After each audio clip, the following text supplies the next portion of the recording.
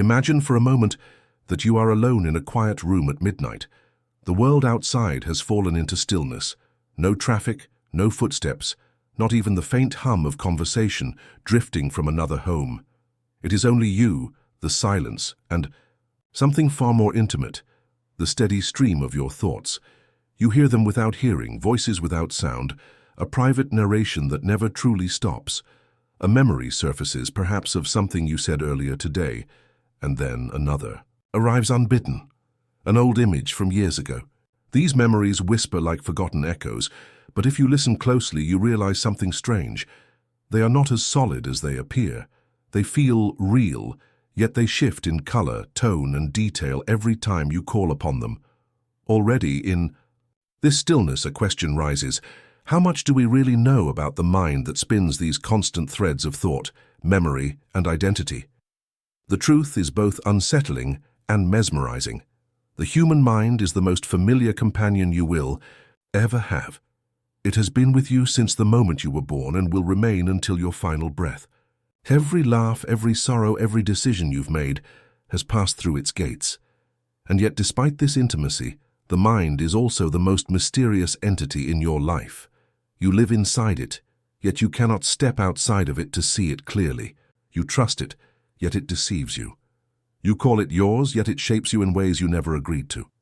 What if the mind you think you know is only a small fragment of its true self, a mask carefully placed over hidden machinery that works silently in the background? For centuries, people have tried to chart the vast landscape of the mind.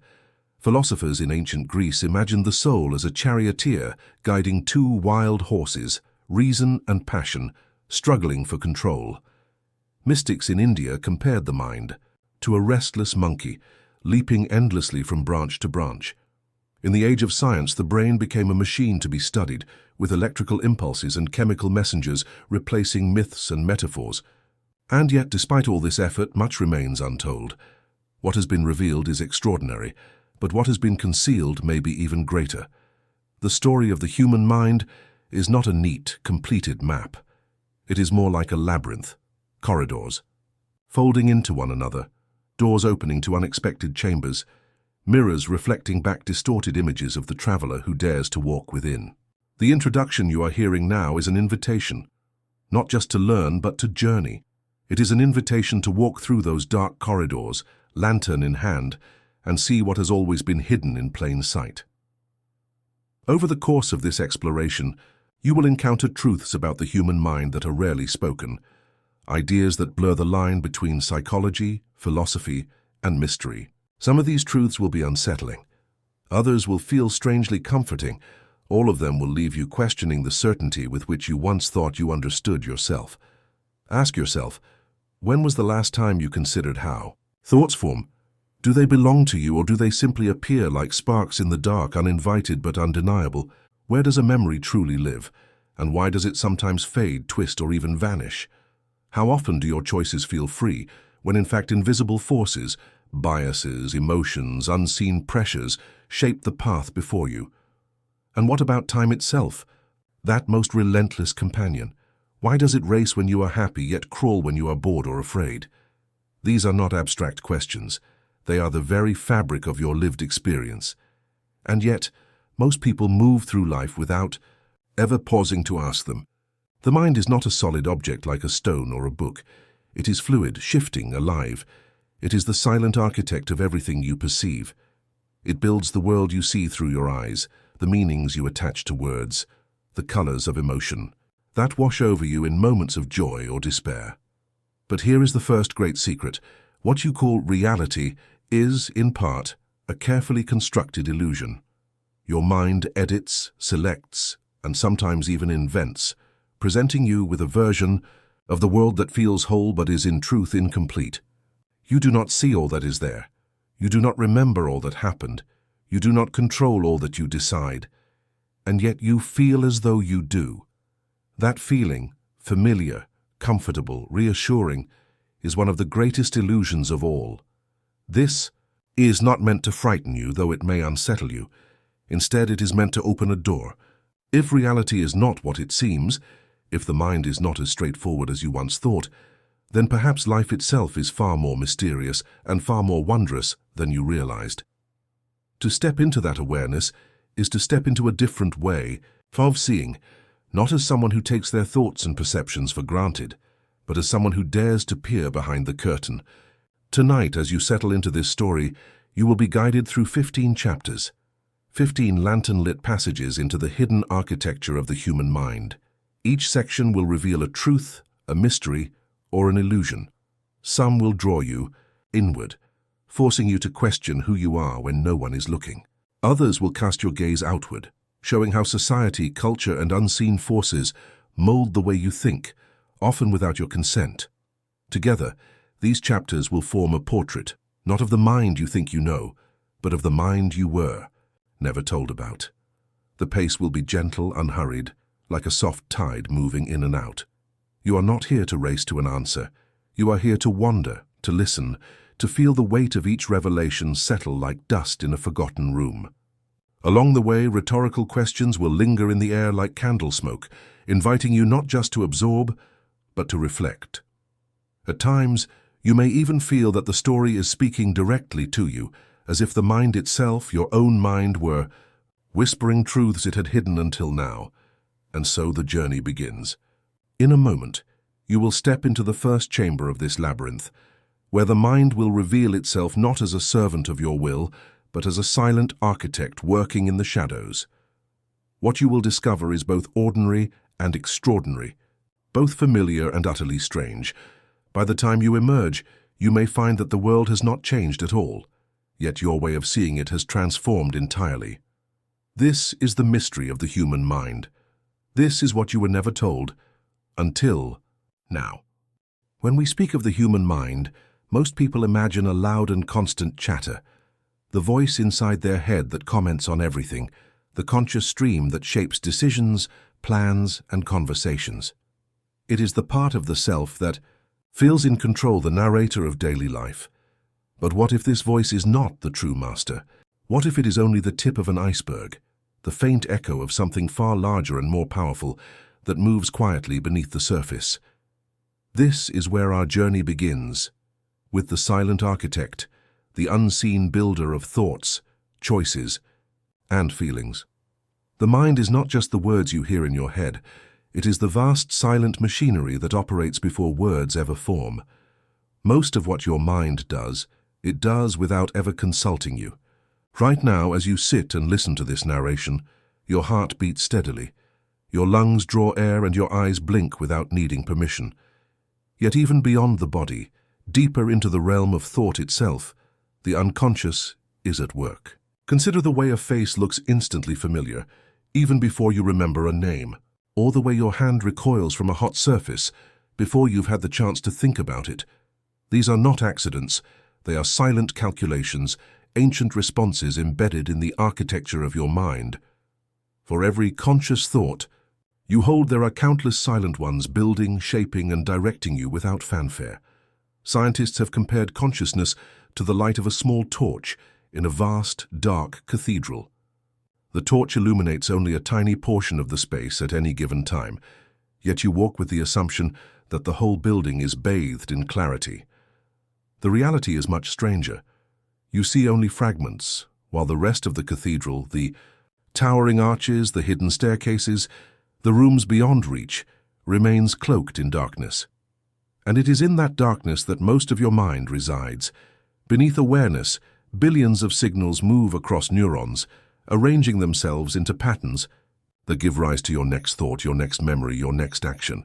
You do not decide to generate them. They simply appear, presented to you by an architect who never speaks aloud. Imagine entering a grand hall, its walls lined with silent statues.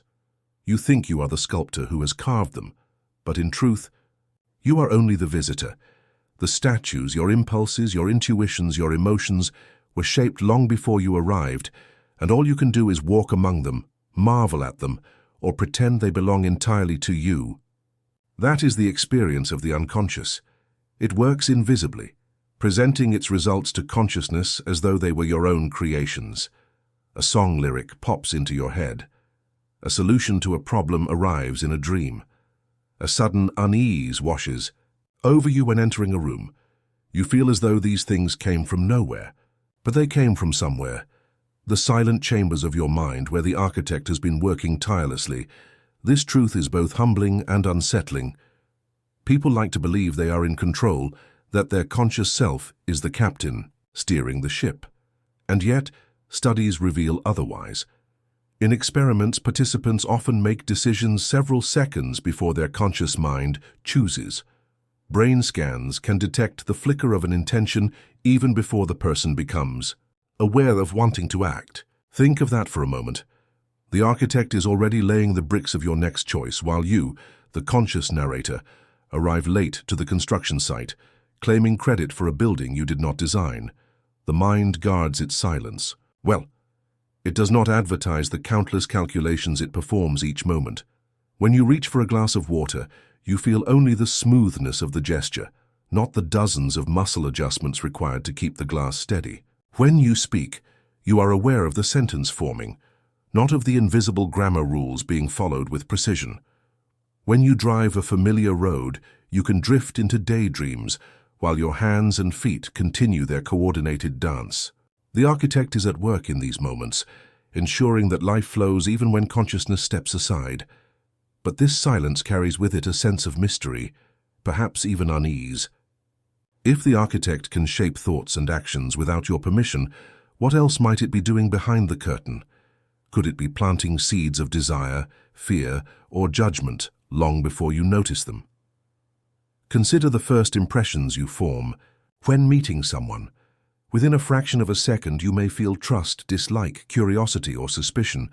You tell yourself that this impression is reasonable, but the truth is that it arose from the silent architect drawn from years of subtle experiences, cultural conditioning, and instincts inherited from ancestors who lived and died long before you. By the time you begin to explain why you feel a certain way, the architect has already handed you the conclusion, and your conscious mind is scrambling to write the story after the fact. The eerie beauty of the silent architect is that it is not malevolent. It is not working against you. In fact, it has allowed humanity to survive for millennia. If we had to consciously control every breath, every heartbeat, every subtle choice, survival would be impossible. The architect works in silence because it must. It frees the fragile torch of consciousness to focus on what is most pressing in the moment. But this gift comes with a cost, the illusion of control. We live as though we are the masters of our decisions, unaware of how much has already been decided for us in the quiet corridors of the mind. To illustrate, picture a vast theatre. On the stage stands the conscious self, brightly lit, confident and speaking loudly. But behind the heavy velvet curtains, hidden in the wings, countless workers move props, adjust lights, and whisper cues. The audience sees only the actor, not the machinery. And yet, without the unseen labor of those hidden workers, the play could not go on. Your life is such a theatre, and your conscious self is the actor. The architect is the stagehand, silent, unseen, but essential. As you reflect on this, let the thought settle that even now, in this very moment, your architect is shaping how you feel about these words. It is filtering your attention, deciding which phrases resonate, which ones slide past, which images linger. You may believe you are choosing to focus, but the architect is already directing your gaze, just as it always has. This realization does not diminish you. Instead, it reveals the depth of the mind, its complexity, its layers, its quiet brilliance. There is a certain poetry in knowing that most of who you are exists beyond your awareness. The conscious mind is like a traveler walking through a forest at night, holding a lantern that lights only a narrow path. Beyond the glow, the forest stretches endlessly, full of unseen creatures, trees, and rivers. The traveler feels safe in the circle of light, but the real world lies in the shadows. That is the truth of the silent architect. It is the forest, itself vast and unknowable, while consciousness is only the flickering lantern beam. This section is not meant to strip away your sense of self, but to open your eyes to the mystery of what you carry within. It is to invite you to listen for the whispers beneath your own thoughts, to notice the ways in which feelings emerge before explanations, to marvel at the solutions that appear as if conjured from nothing. These are not accidents. They are the work of the architect, who has been building silently all along. And as we move forward, we must ask, if so much of who we are is crafted by silence, then what else lies hidden in the shadows of the mind? What illusions, what truths, what deceptions has the architect planted within us without our knowing? This is where our journey turns next, as we begin to peel away the layers of the self and step into the next chamber of the labyrinth, where the mirror reflects, but the reflection is never quite the same. We spend our lives believing that we know ourselves. From the earliest days of childhood, when we first recognize a face staring back at us in a polished surface, to the final years when memory becomes fragile, we move through life with the assumption that the image we hold of ourselves is accurate, complete, and real. But what if this confidence is a carefully crafted illusion? What if the self you carry within you is less like a photograph and more like a shifting reflection in a darkened mirror, sometimes sharp, sometimes blurred, always changing according to the angle of light? This is the question that lingers at the heart of identity. How much of who you believe yourself to be is genuine, and how much is simply a story you have learned to tell yourself? Picture for a moment a mirror placed in a dimly lit room. The glass is old, its surface faintly warped, its edges tarnished. When you stand before it, you see a face that is familiar, but not entirely trustworthy. The lines of the mouth are slightly bent. The eyes do not perfectly align. And yet you convince yourself that the reflection is true, because you have no other image to consult. This is what self-perception is like. We gaze into the mirror of our own awareness, and we trust what we see, forgetting that the mirror itself is flawed. The self you believe in is not the whole of you. It is a reflection distorted by the mind that creates it. Psychologists have long studied these distortions. One of the most striking discoveries is that people consistently overestimate their own virtues. In surveys, the vast majority rate themselves as kinder, more honest, and more competent than the average person. Statistically, of course, this is impossible. Everyone cannot be above average. But the mind is not interested in mathematics. It is interested in maintaining a coherent story of self. It bends the reflection to flatter, to comfort, to reassure. The mirror smooths over flaws and casts shadows in softer light. You do not see yourself as others see you. You see the version your mind allows you to believe. At the same time, the mirror is capable of cruelty.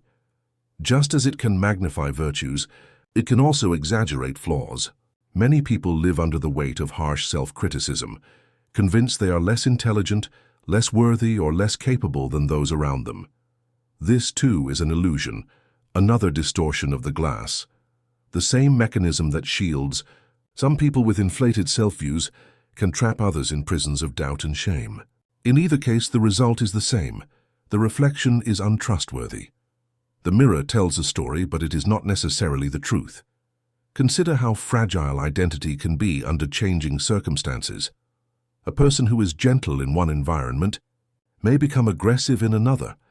Someone who prides themselves on rational thinking may act impulsively under stress. We often fail to notice these contradictions because the mind works tirelessly to weave them together into a seamless story. If we lash out in anger, we later explain it as justified. If we act irrationally, we find reasons to rationalize. The architect of identity edits the script in real time, smoothing over inconsistencies so that the reflection appears stable. But beneath that stability lies a shifting ground. The self you believe in today is not the same self that existed 10 years ago, and it will not be the same self 10 years from now. Yet the mirror insists otherwise. It whispers, "You are constant. You are whole. You are one." The unsettling truth is that we may never see ourselves as we truly are. Every reflection is filtered through layers of bias, culture, memory, and desire. Think of how differently you appear to different people in your life. To a parent, you may always be a child. To a friend, you may be a confidant. To a stranger, you are merely a passing figure with no story attached. Which of these is the real you? The answer is not simple. Each is a fragment, a partial truth reflected in a different mirror. The danger lies in believing that one reflection captures the whole. Neuroscience deepens this mystery. Studies reveal that the sense of self is not located in a single place, in the brain. Instead, it arises from networks of activity scattered across different regions, like a constellation of stars forming a shape only because we connect the dots. The eye you experience is a construction, a product of ongoing assembly. When you close your eyes and think, "I am," what you feel is not a permanent essence, but a momentary image projected like light on glass. The mirror is active, not passive. It does not simply reflect, it builds, edits, and distorts. There are times when the mirror cracks and the illusion becomes visible. Consider moments of embarrassment, when you suddenly become aware of yourself through the imagined gaze of others. You feel clumsy, exposed, uncertain of who you are, or think of the disorienting experience of hearing a recording of your own voice. What sounds normal to you when spoken feels alien when played back, as though it belongs to someone else. In these moments, the gap between self-perception and external reality becomes undeniable. You realize that the image you hold of yourself is only one version among many, and not necessarily the most accurate one. This fragility of self-image is mirrored in countless myths and stories throughout history. Cultures across the world have told tales of enchanted mirrors, objects that reveal hidden truths or distort reality. These stories endure because they echo something deeply human: our fear that the self we see may not be the self that is real. To stand before a mirror in the dark is to confront this fear, to wonder whether the reflection is faithful or false. The mind itself is such a mirror, showing us an image we cannot fully trust, and yet we cling to that image because identity is necessary. To function in the world, we must believe in a stable I. Without it, choices collapse, relationships fracture, and meaning dissolves. The mirror in the dark may be flawed, but it gives us enough coherence to move forward. We live within the story it tells, and in that story we find comfort. But comfort should not be mistaken for truth. The reflection you carry is provisional, a mask worn for survival. As you listen to this, you may begin to sense the subtle ways in which your own mirror bends. Perhaps you recall moments when you believed yourself to be strong, only to later realize your fragility. Or moments when you felt invisible, only to discover you were remembered more vividly than you imagined. These contradictions are not errors, they are the very nature of self-image. Like a mirror in shifting light, the self changes with the angle of perception. What feels constant is, in truth, fluid. The question then arises, if the mirror cannot be trusted, what lies beyond it? What is the self when stripped of illusion, distortion, and story? Some traditions suggest that beneath the shifting images, there is a deeper essence, something unchanging and eternal. Others argue that there is nothing at all, that the self is entirely constructed, a mask with no face behind it. Modern science leans toward the latter, seeing identity not as a core but as a process, an ongoing performance held together by memory and narrative. Whether this is comforting or terrifying depends on how you face the mirror. There is a quiet eeriness in realizing that you may be stranger to yourself, that the person you think you are is only one version among many, that even as you try to grasp the truth of your being, the mirror continues to shift, warping and bending the image before your eyes. Perhaps this is why so many people feel uneasy in silence, when the distractions of daily life fade and the reflection of the self becomes harder to ignore. To look into the dark mirror is to glimpse the fragile, unstable nature of identity, and few dare to hold that gaze for long. But it is here, in this dim reflection, that the journey of understanding must begin.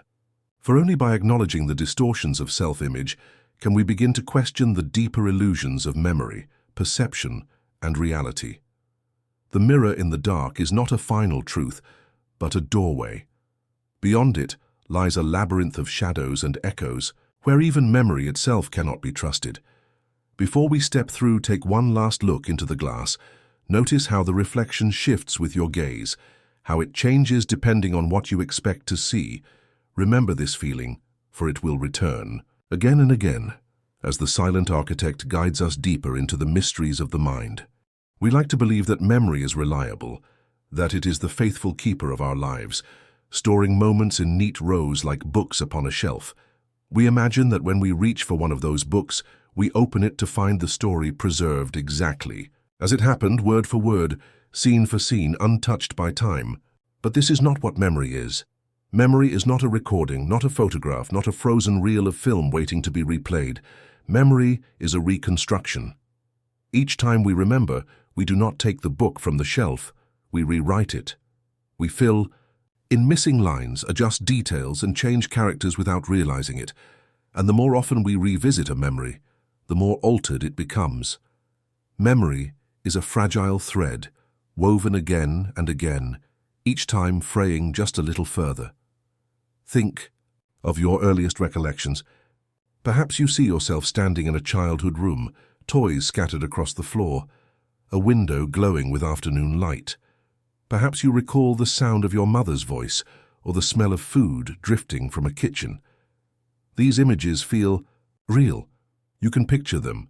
You may even feel the emotions they carry, but how much of what you remember is true?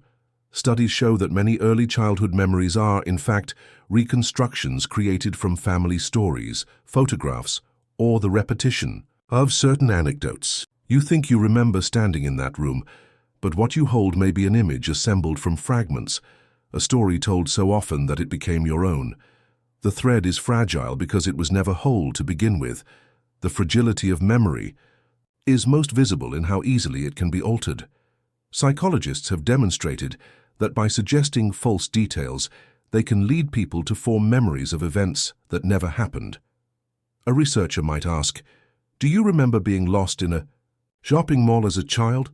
At first, the subject denies it, but after repeated suggestion, some begin to recall the event vividly, describing the layout of the store, the feeling of fear, even the reassuring hand of a stranger who helped them. None of it occurred, and yet the memory feels real. The thread has been woven anew, a false strand seamlessly joining the fabric of the past. Everyday experience confirms this. Think of conversations you have had with friends or family when two of you recall the same event differently. One insists that the story unfolded in summer, while the other swears it was winter. One remembers laughter, the other remembers tears. Both feel certain. Both believe their version is true. But memory is not truth. It is perception shaped by the needs of the present moment. Each person pulls on the thread, weaving their own pattern, guided by emotion, expectation, and belief. This fragility is not simply a flaw. It is the design of memory itself. The brain does not need to preserve every detail of the past. It needs to preserve meaning. Memory is selective because survival demands efficiency. When our ancestors roamed, forests and plains, what mattered most was not the precise arrangement of leaves on a tree, but the knowledge that certain trees bore fruit or that a certain path led to danger. Memory evolved not as a perfect archive, but as a tool for prediction. By remembering the general shape of past events, we could navigate the future more wisely. The thread is fragile, but it is strong enough to guide us forward. And yet, fragility brings sorrow. There is a bittersweet ache in realizing that the moments we hold most dearly, our first love, the laughter of a lost friend, the warmth of a childhood home, are not preserved in full clarity. They are echoes reconstructed from fading traces. Every time we recall them, we change them. The smile becomes brighter or dimmer. The words spoken grow sharper or blurrier. In time, what remains may be far from what occurred. The past becomes not what it was, but what we have retold it to be. Nostalgia is the sweetness of this distortion, the gentle glow that memory casts over times that were never as perfect or as painful as we now believe. Consider the experience of looking through old photographs. You may find an image of yourself at a birthday party long ago. You see the cake, the candles, the faces of friends. The picture feels familiar, as though it matches the memory in your mind. But perhaps it is the photograph itself that created the memory. Perhaps you did not recall the details until you saw the image. And now, when you remember the event, it is inseparable from the photo. The photograph has overwritten the original thread, becoming part of the weave.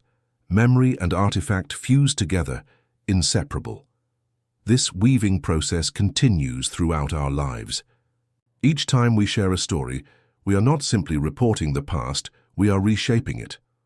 Language has a way of crystallizing memory, locking it into a particular form. When you tell the story of your first day at school, you choose certain details to emphasize and others to omit. Perhaps you focus on the nervousness, or perhaps on the excitement. Each retelling strengthens that chosen pattern. Over years, the memory becomes less about what truly happened and more about the version you have told. The fragile thread is rewoven so many times that the original pattern disappears. This malleability of memory can be dangerous, but it can also be merciful.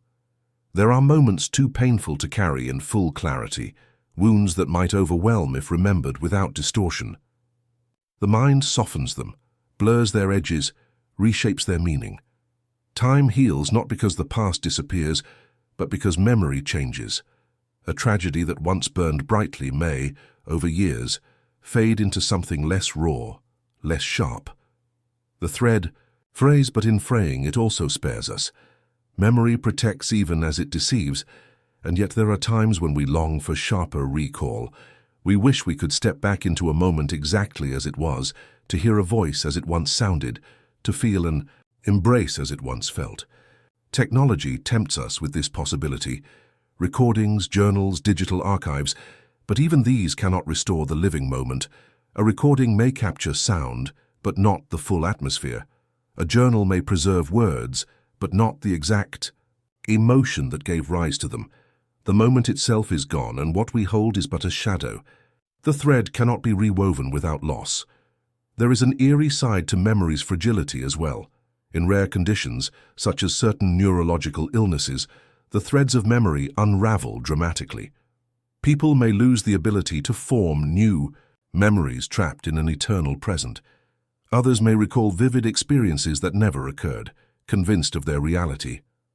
These cases reveal what is true for all of us, though in subtler ways, that memory is not fixed, and that our sense of self depends upon its fragile weaving.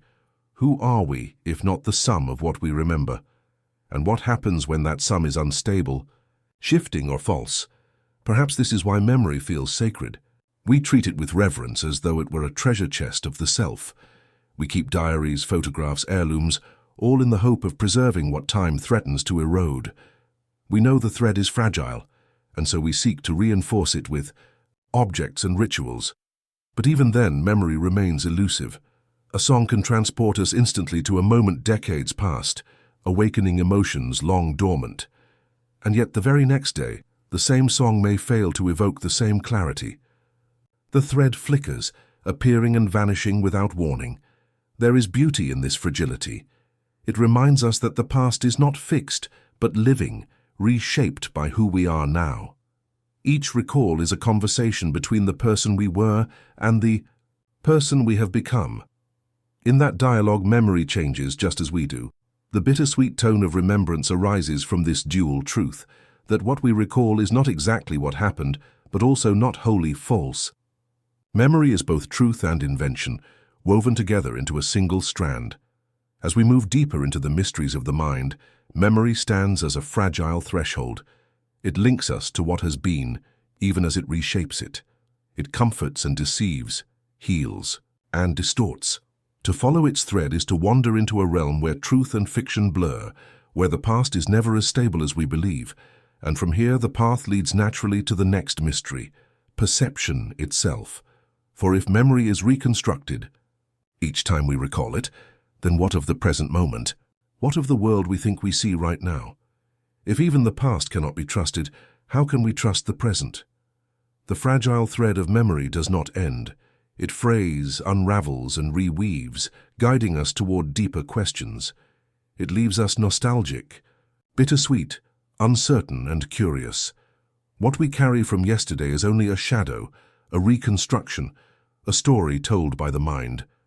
To follow this thread is to accept that the self is not a fixed archive, but a fabric endlessly woven and unwoven by the loom of awareness.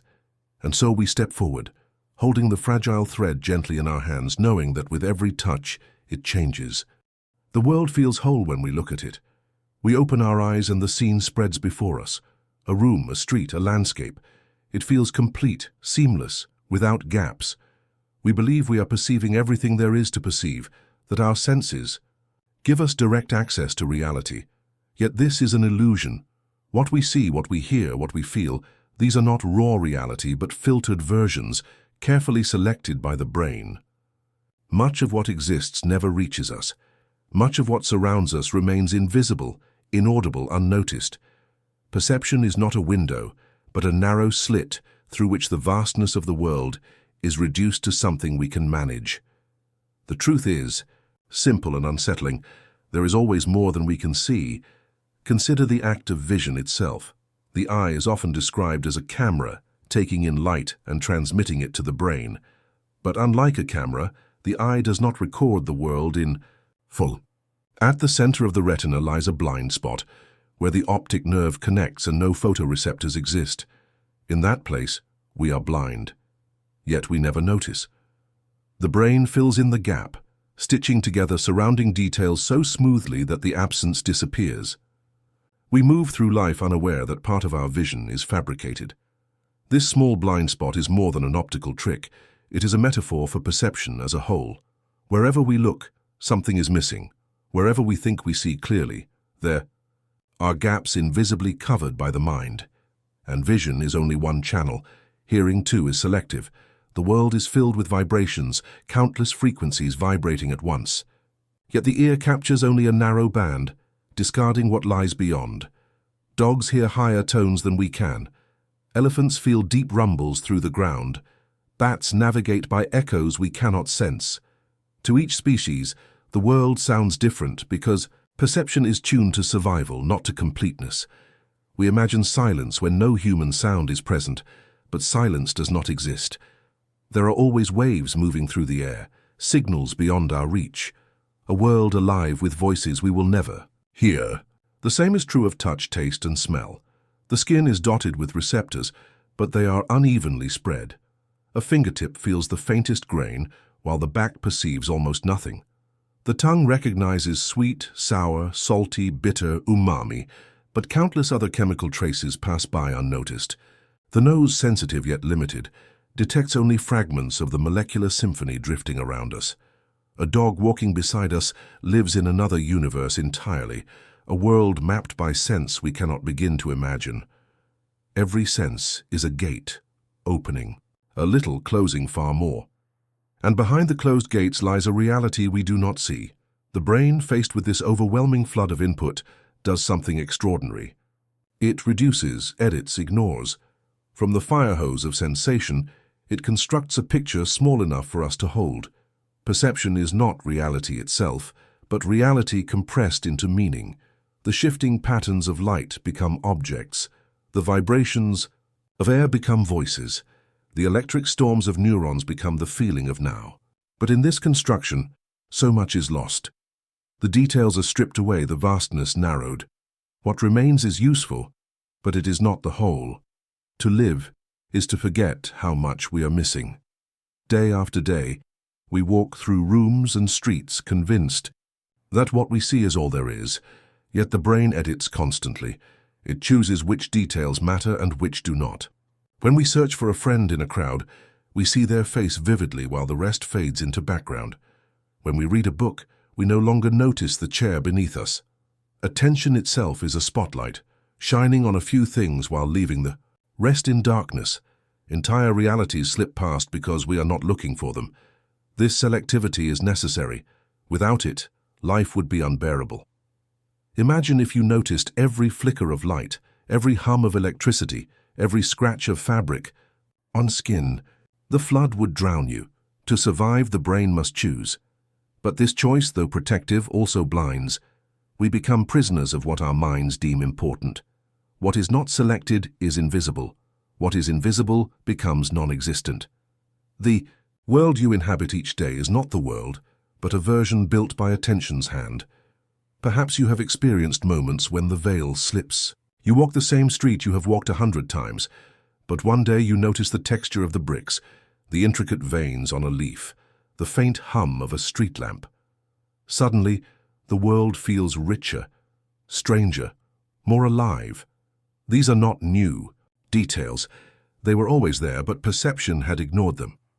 The world you did not see was waiting all along. There is a famous experiment in psychology that makes this truth clear. Participants are asked to watch a video of people passing basketballs and to count how many times the ball is exchanged. Focused on the task, many viewers fail to notice a person in a gorilla suit walking straight across the screen, pounding their chest. When asked afterward, they swear no such figure appeared. Their perception had been narrowed so tightly that something obvious, even absurd, became invisible. The world was present, but they did not see it. This phenomenon is called inattentional blindness. It reveals not a flaw in vision, but the nature of attention itself. We see what we look for. We miss what we ignore. What then do we miss each day? How many gorillas walk through our lives unseen? How many small truths slip by because our minds are tuned to other frequencies? The question lingers, unsettling. If we can miss something as large and strange as a gorilla in plain sight, how much else might be invisible? The world you do not see may be vast, perhaps larger than the world you do. This truth is not meant to frighten, but to humble. It reminds us that certainty is fragile, that our vision of reality is never whole. We live in a partial picture, a reduced version of the vast unknown. To recognize this is not to despair, but to awaken curiosity. The unseen becomes a space of wonder, a reminder that mystery surrounds us. Every street, every room, every moment contains more than we perceive. The world is always larger than our view. Even within ourselves, perception is selective. We notice some feelings and ignore others. A flicker of irritation may pass unnoticed until it grows into anger. A quiet joy may bloom unnoticed in the background. Just as the eye has a blind spot, so does the mind. We do not see all of who we are. Much remains hidden, waiting in the dark corners of awareness. The world you do not see is not only outside you, it is within. The metaphor of the blind spot deepens here. The eye fills its gap without asking, inventing details to cover absence. The mind does the same. What we do not see, we replace with assumption. We believe the world is complete, that we know ourselves fully, that perception shows us all that matters. But these beliefs are illusions. They are inventions that hide the missing pieces. Reality is stitched together by guesses, and those guesses often go unquestioned. If you pause now, wherever you are, and let your eyes drift, you may begin to notice what was missing. The faint buzz of an appliance, the subtle shifts of light on a wall, the sensation of your own breath, rising and falling. These were always here, but they lived outside the spotlight. By shifting attention, the invisible becomes visible. And each time this happens, the world grows larger. This practice of noticing is ancient. Many spiritual traditions teach forms of meditation that train awareness to expand. Practitioners learn to sense what is usually ignored, the rhythm of breath, the flow of thought, the subtle sounds between sounds. In doing so, they glimpse the vastness beyond the narrow slit of everyday perception. They see more of the world, not because the world has changed, but because attention has. The unseen was waiting, and now it appears. But no matter how much we expand, there will always be limits. The blind spot remains, the filters remain. We are human, not omniscient. The fullness of reality lies forever beyond us. This truth, though humbling, is also liberating. For if perception is always partial, then certainty becomes impossible. We cannot cling too tightly to our version of reality, for it is only a version. Others may see differently, not because they are wrong, but because they stand at another angle of the prism. Each perception is a facet of a jewel too vast to be held whole. To live with this awareness is to live more gently, more curiously. Instead of insisting that we see all, we accept that we see little. Instead of assuming completeness, we leave space for mystery. The world you do not see is not absence, it is possibility. It invites humility, wonder, and awe. It reminds us that reality is richer than our senses, deeper than our grasp, more infinite than our minds can contain. And so we move through life with two worlds, the one we see, narrow and edited, and the one we do not see, vast and hidden. The first keeps us grounded, functional, able to act. The second keeps us humble, open, alive to mystery. Between them lies perception, the fragile filter that turns infinity into a moment. As this section draws toward its close, imagine yourself once more in a familiar room. Look around. Notice the objects, the colors, the light. Then imagine all the things beyond perception. The ultraviolet patterns invisible to your eyes, the low rumbles too deep for your ears, the microscopic life moving silently across every surface. Imagine the emotions flickering inside you, half noticed, and the countless thoughts that never rise to awareness. All of this is the world you do not see. It is here, now, woven around you, whether or not you notice. Perception is a gift, but it is also a veil. It shows us enough to live, but never the whole. It is selective, partial, fragile, and endlessly mysterious. To remember this is to walk more softly through life, aware that every moment contains more than meets the eye. The blind spot is not a flaw, it is a reminder. A reminder that behind the picture we call reality lies an unseen vastness, waiting in silence. Choice. It is the word that carries the weight of freedom, the sound of individuality, the promise that within every moment we are authors of our own story. The very notion of being human is often tied to this belief, that when you pick up a pen, when you decide to turn left instead of right, when you whisper yes or no, you are acting from the pure well of your own will. Yet beneath this sense of agency lies an unsettling possibility. That choice may not be what it seems, that the theater of decision-making has hidden actors moving behind the curtain long before you, the conscious self, steps on stage. The mind, in its quiet architecture, presents you with decisions already shaped, already nudged into certain paths while still allowing you the sweet illusion of authorship. And this realization, as gentle as it may be, is also deeply unsettling, for it calls into question the freedom we cherish most. Imagine a marionette suspended by invisible strings, the wooden figure bending, swaying, dancing under the touch of a puppeteer. From the outside, it is obvious that the strings control the motion, but imagine if the puppet itself believed it was moving freely, unaware of the subtle tension pulling at its limbs. This is the metaphor many scientists and philosophers use to describe decision-making. You may believe you are free, yet strings of biology, habit, and unseen influence tug at your every gesture. You stand in a cafe scanning the menu, and after a moment choose a pastry. It feels spontaneous, personal, a matter of taste. But perhaps it was the pastry displayed at eye level, catching your gaze more strongly than the others. Perhaps it was the aroma pumped subtly through the air. Perhaps it was the memory of eating something similar as a child, the comfort it brings. 1,000 invisible forces bend toward that moment, and yet, when you take the bite, you claim it proudly as your decision. In laboratories across the world, neuroscientists have tested this illusion with remarkable results. One of the most famous experiments involves electrodes monitoring brain activity, while participants are asked to press a button whenever they feel the urge. What the scientists found was quietly astonishing. The brain showed patterns of decision-making several hundred milliseconds before the participant reported consciously deciding to act. In other words, the unconscious mind had already set the wheels in motion long before awareness caught up. By the time you think, "I choose this," the choice may already have been made, only waiting for your conscious mind to endorse it, as if it were its own.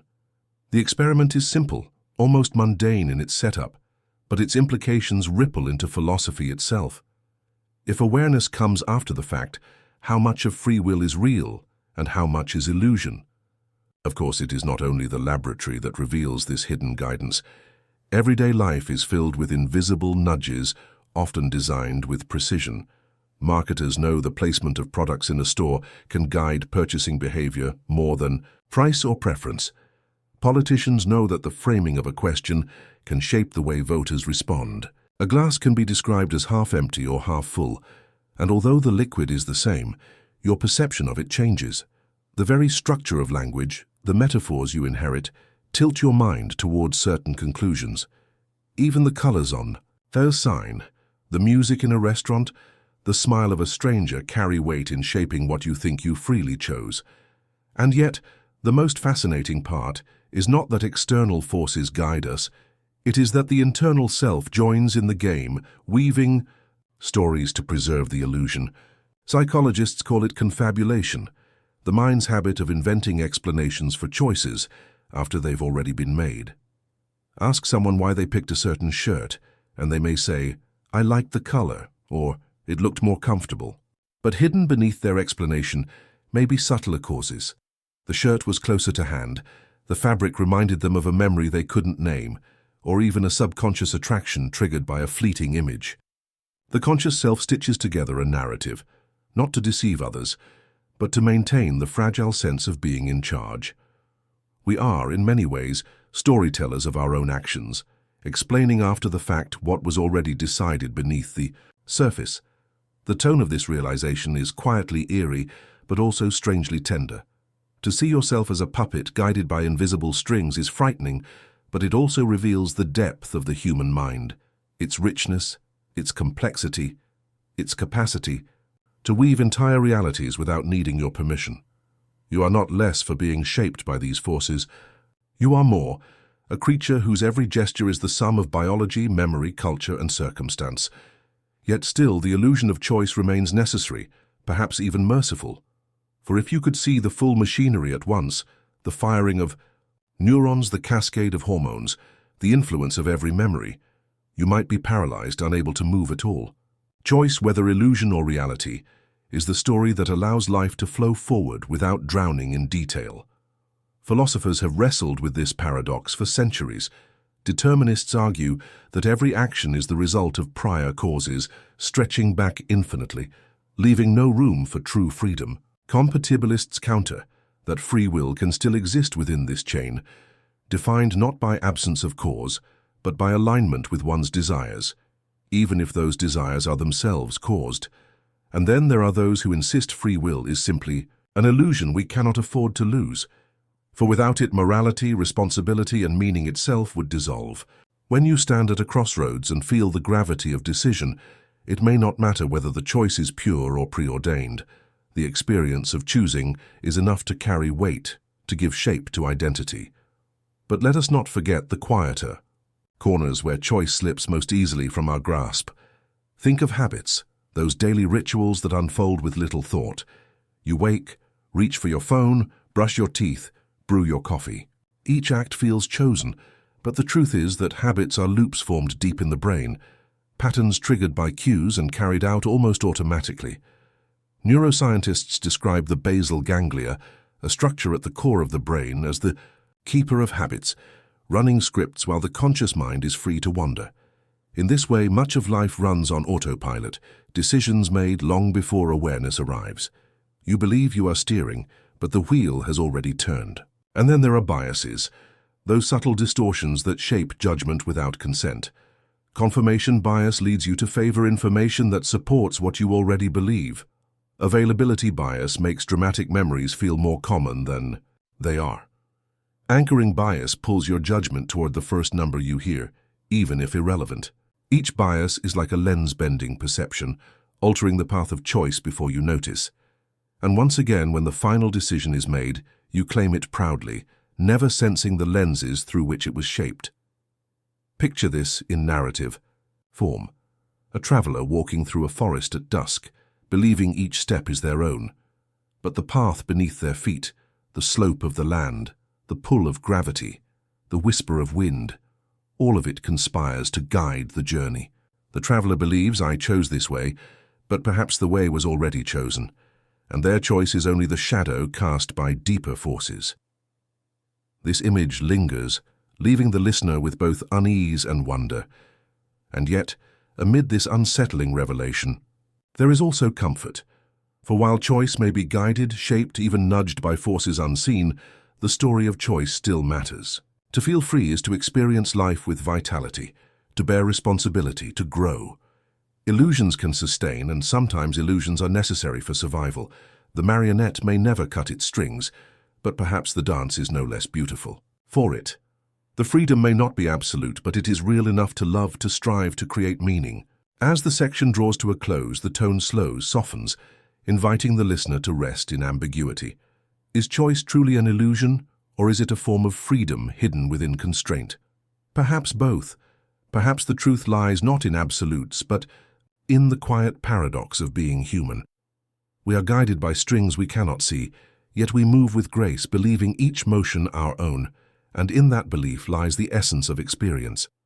The narration leaves the audience suspended in this thought, gently unsettled but also deeply reflective, preparing the ground for the next theme, the question of control itself. Control is perhaps the sweetest illusion the human mind carries. It gives us a sense of direction, a belief that our hands rest firmly on the wheel of life, steering fate through storms and silence alike. We wake each morning with the quiet conviction that we are in command, that our decisions, our gestures, our efforts shape the outcome of the day. The comfort of this belief is immense. Without it, the world would seem unbearably chaotic, a place where winds of chance scatter us like dry leaves. Yet, like the illusion of choice, control too is far more fragile than we dare admit. Beneath the sense of mastery lies a landscape woven with coincidence, chance, and invisible forces beyond our reach. We are, in truth, puppets, holding their own strings, mistaking tension for power, believing we pull when we are in fact being pulled. Consider for a moment the gambler seated at a slot machine. With each pull of the lever, with each press of the glowing button, they feel as though their rhythm matters, that their timing, their personal touch, somehow influences the tumbling reels. If they win, the story is simple. They played well. If they lose, they were unlucky, or perhaps one more try will bend the odds, yet the machine cares nothing for their gestures. The outcome is determined by random algorithms, indifferent to human ritual. Still, the gambler clings to the illusion that their control extends into the mechanism, that mastery can conquer chance. This is the illusion of control in its most vivid form, the belief that our influence reaches further than it truly does. But this illusion is not confined to casinos. It is woven into ordinary life, subtle and persistent. A student grips a lucky pen during an exam, convinced it brings success. A driver presses the elevator button twice, believing it will make the doors arrive faster. A business person reads patterns into the market, mistaking noise for signal. Each act carries with it the comforting sense that we can bend reality with willpower, even when forces are indifferent to us. The mind craves control the way the body craves air, and so it conjures it, even from emptiness. Psychologists have studied this tendency with fascinating experiments. In one, participants were asked to roll dice and were told they would receive rewards based on high numbers. Those seeking high rolls tended to throw the dice harder, as though the force of their hands could shape the outcome. When asked to roll low, they cast the dice more gently, as if caressing luck into submission. Rationally, everyone knew dice follow chance, yet behavior betrayed belief. The illusion of control lives not in logic, but in instinct, whispering that we can sway fortune if only we try a little harder. This illusion is not merely harmless quirk, it is a cornerstone of how humans survive. In the face of vast uncertainty, the mind cannot bear helplessness. Imagine crossing a dark forest with no sense of influence over your safety. Fear would paralyze every step. Instead, you focus on the light of your lantern, the sharpness of your senses, the weapons in your hand. You believe these things give you control, and that belief allows you to move forward. Without the illusion, the journey could not even begin. Control, real or imagined, is the story that steadies trembling hands. Yet the truth is that the threads we pull are weaker than they seem. Think of weather. How often people plan, prepare, and adjust, believing they are in command of events only to be overturned by rain, wind, or sudden storm. Or think of health, where diet, exercise, and discipline do matter, but where genetics and chance play roles far larger than we admit. A person may take every precaution, yet illness still arrives. Another may live recklessly, yet endure with surprising vitality. To see this clearly is to recognize that control is partial at best, an agreement between intention and the vast machinery of chance. The metaphor of the puppet holding its own strings speaks to this paradox. Picture a wooden figure carved with delicate joints, holding a bundle of strings in its small painted hands. It believes it is the puppeteer, that by tugging those cords, it commands its own dance. But in truth, those same strings rise upward, vanishing into shadow where unseen hands direct every motion. The puppet pulls, but it is being pulled, It believes, but belief is not the same as mastery. This haunting image captures the fragile truth of our existence.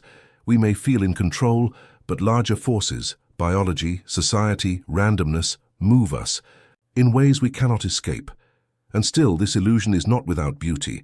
The very act of believing in control gives life coherence. Imagine if every accomplishment were dismissed as luck, every effort seen as futile. The motivation to act would dissolve. It is the illusion of control that allows us to persist in the face of uncertainty, to take risks, to build, to love. When a musician practices for hours, they know chance still plays a role in performance, but the belief in their control over craft is what sustains them. When a parent nurtures a child, they cannot command destiny, but the sense of guidance gives meaning to the act. Illusions are not always lies. Sometimes they are the scaffolding of hope. Still, illusions can betray us. The gambler loses fortunes chasing a sense of mastery that never existed. The leader believes they alone shape history, ignoring the countless forces at play. The driver blames themselves for an accident caused by random chance. The illusion of control can empower, but it can also mislead, leaving us blind to the true currents of life. This is the bittersweet truth. Illusions sustain, but they also deceive, and the art of wisdom may lie in holding both truths at once. The fragility of control becomes clearest in moments of crisis. A sudden accident, a natural disaster, the loss of a loved one. These tear through the illusion, revealing how little command we truly hold. People often speak of feeling powerless in such times, as though the strings were suddenly cut, leaving them to collapse. And yet, from these moments of helplessness often arises a humbler form of strength. We learn that while control is limited, response is still ours. We cannot shape the storm, but we can shape our shelter. We cannot command fate, but we can choose how we meet it.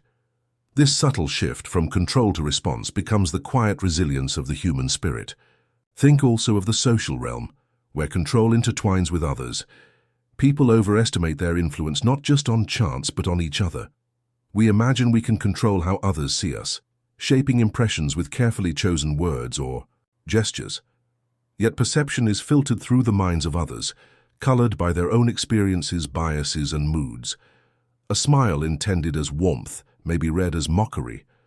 A silence meant as respect may be heard as distance. The illusion of control extends into relationships, where we often mistake influence for authority, and authority for true command.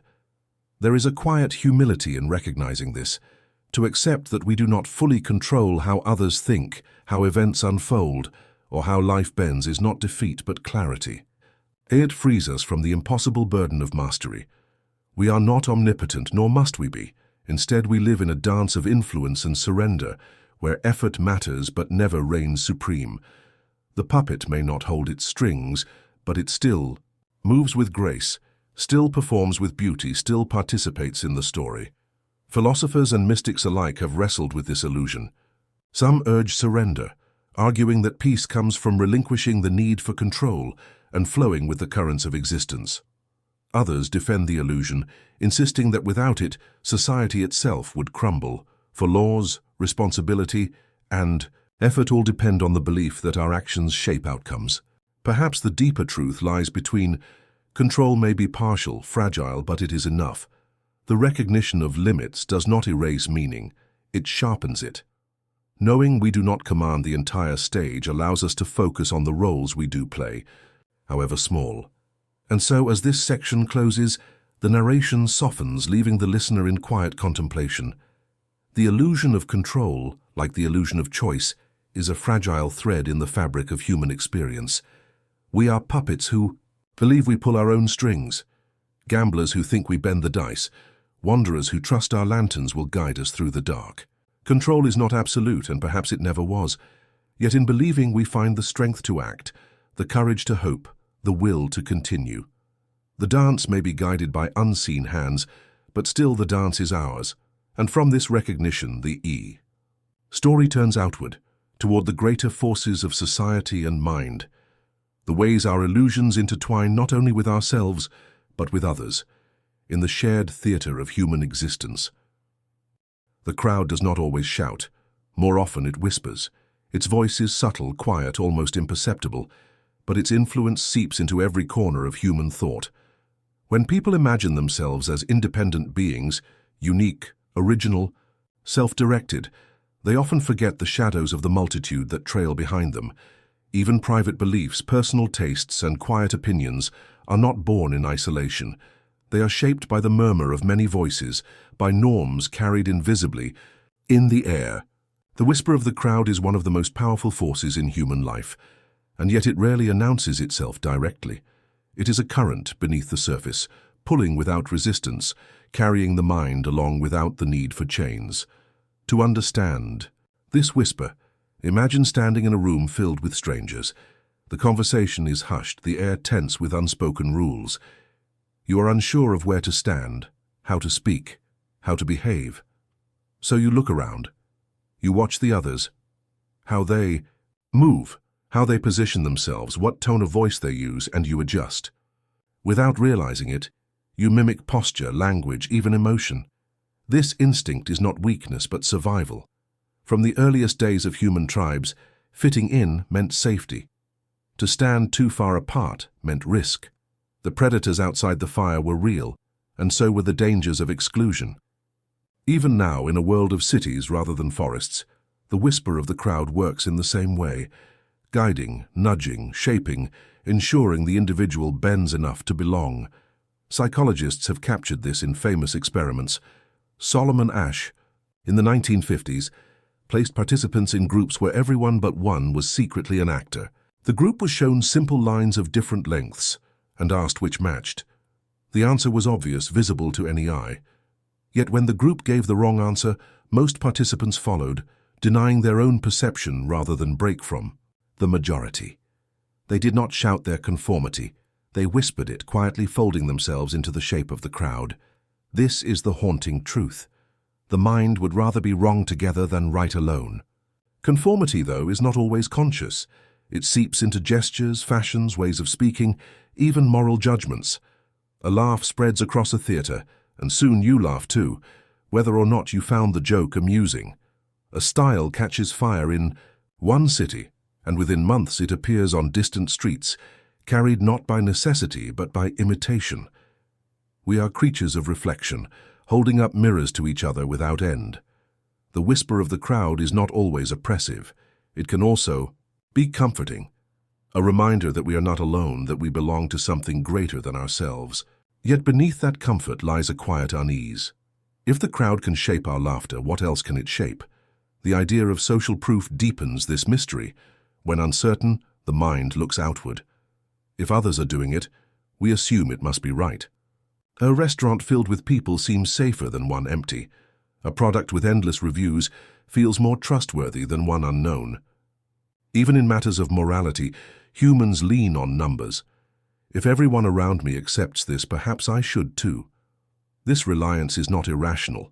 It is efficient. Alone, the world is too vast, too complex. The crowd becomes a guide, a compass, pointing toward what seems normal. Yet this compass does not point north, it points only to majority. In following it, people often mistake volume for truth, noise for wisdom, popularity for justice. There is something haunting in realizing how far this whisper reaches. Even thoughts that seem private, our beliefs about politics, religion, beauty, or identity, are braided from threads the crowd provides. Ask yourself why you prefer certain colors, foods, or styles, and somewhere in the answer you will find the presence of others, family, culture, friends, strangers. The self is not a solitary construction, but a chorus of influences, many of them unacknowledged. What feels like my thought is often our thought, echoing with the timbre of many unseen voices. The whisper of the crowd enters not only our behavior, but the sanctum of the mind itself. Yet the whisper is not always gentle. It can grow insistent, demanding obedience even when conscience resists. Consider the darker chapters of history, when entire populations embraced cruelty not because each individual was wicked, but because the crowd demanded it. Neighbors joined in, friends nodded along, silence became complicity. The whisper of the crowd can become a song of violence, drowning out the lone, dissenting voice. Here lies the danger. When conformity outweighs conscience, the individual becomes a vessel for collective will, capable of acts they would never choose alone. Still, most of the time, the whisper does not demand atrocity. It guides smaller things: when to clap, when to fall silent, when to smile, when to bow your head. It shapes language, teaching us which words are acceptable, which are not. It decides fashion, dictating what is stylish this year and ridiculous the next. It shapes desire, convincing us which lives are enviable, which are failures. The whisper seeps so deeply into daily life that its absence would be almost unthinkable. Imagine a world without it, a place where no one cared what others thought, where every action was truly independent. Would it be liberation or chaos? The haunting truth is that the whisper cannot be escaped, only recognized. Even those who claim rebellion against the crowd often form their own counter-crowds, complete with norms and whispers of their own. The rebel dresses against the fashion, but others who rebel dress the same. The thinker who rejects popular opinion often finds themselves part of a smaller circle repeating similar rejections. To step outside one crowd is usually to step into another. The whisper is not the property of the majority alone. It belongs to any group that shares a rhythm of belonging. And yet, there is a delicate beauty in this as well. The whisper of the crowd binds us together, creating harmony where otherwise there would be discord. It allows strangers to share streets, to form communities, to trust that others will follow similar rules. Without this whisper, society could not function. It is the reason traffic flows, markets work, conversations follow patterns, rituals retain meaning. It is the quiet glue of civilization. The danger lies not in its existence, but in its invisibility. When we forget that we are being guided, when we mistake the crowd's whisper for our own voice, we surrender without even knowing it. Private. Thought, then, is never fully private. When you sit in silence pondering your choices, you may believe your mind is untouched. Yet within those thoughts are echoes of teachers, parents, peers, strangers, ancestors. The words you use, the categories. You think in the very rhythm of your reasoning. All are borrowed. You think in a language you did not invent. You weigh values that were handed to you long before you could question them. Even solitude carries the crowd. The whisper does not stop when you are alone. It simply speaks through memory instead of presence. The haunting realization of this section is not that humans conform, everyone knows this in some way, but that conformity stretches deeper than behavior into identity itself. Who you believe you are is partly a gift from the crowd, whispered. So softly you hardly noticed. The name you carry, the roles you play, the standards by which you judge success or failure, these are not chosen in isolation. They are reflections of others, gathered over years, polished until they feel like self. The crowd is not merely around you, it is within you. And yet, the whisper of the crowd is not absolute. There remain moments when individuals rise, when they resist the pull of conformity, when they say no despite the pressure of many voices. These moments are rare and often costly, but they remind us that the whisper does not erase the possibility of dissent. It only makes it difficult. To resist the crowd is to endure isolation, ridicule, sometimes punishment. Those who withstand it are often remembered as heroes or martyrs, though at the time they are dismissed as fools. Their courage reveals the line between influence and submission. The whisper can guide, but it need not command. As the narration slows, the listener is left with an image, a vast hall filled with countless figures, each whispering softly, endlessly, blending into a sound, like wind through trees. You walk among them, feeling their breath on your neck, their murmurs in your ears. At times you follow without thought, at times you resist, but you never walk alone. Even in your most private chamber, the whisper of the crowd remains, shaping, bending, guiding. To hear it is to understand that the self is not solitary but communal, that thought itself is porous, that independence is always partial. And so this section draws naturally toward the next theme. If the whisper of the crowd can guide us, then what of authority? What of the louder voices that do not whisper but command, that demand belief rather than suggest it? If the murmur of Many can sway us without our noticing. What power lies in the voice of one who claims to speak for truth, for law, for destiny? The story turns toward authority, where whispers become proclamations, and conformity transforms into obedience. Authority does not always arrive with fanfare. Sometimes it walks softly, clothed in uniforms, titles, or robes. Sometimes it sits invisibly in laws, traditions, and symbols. Yet wherever it appears, it carries a peculiar weight, a heaviness, that bends the will of others. This weight is not merely external. It seeps inward, reshaping thought, judgment, and even perception. People often imagine that they follow authority because they rationally agree with it, but more often, the truth is stranger. They obey because authority feels like gravity, a pull too natural to resist. The throne, whether made of gold or shadow, exerts a pressure that convinces the mind it is right to bow. The story of authority is in many ways the story of civilization itself. From the earliest tribes gathered around fires, there were always figures whose voices carried more power than others. Sometimes it was the hunter who knew the path of beasts, sometimes the elder who remembered the rains, sometimes the priest who claimed to speak with the unseen. Their words weighed heavier than the whispers of others, and gradually a pattern formed. The many deferred to the few, and often to the one. Obedience became survival, order became security, and authority became the skeleton of society. Now though the costumes of power change, the underlying structure remains. People are drawn to follow, to believe, to surrender their private judgment to the word of another. But why? What is this mysterious weight that authority carries? Why does a stranger in uniform seem more credible than one without? Why does a command spoken with certainty silence the doubts in our heads? Psychologists sought to answer this, and in doing so revealed a haunting truth about the human mind. The most famous glimpse into this truth came from Stanley Milgram in the 1960s. In his now infamous experiment, participants were told by a stern scientist in a lab coat to administer electric shocks to another person whenever they answered a question incorrectly. The shocks, they were told, grew stronger each time until they reached levels marked danger, severe shock, and XXX. In reality, no shocks were delivered.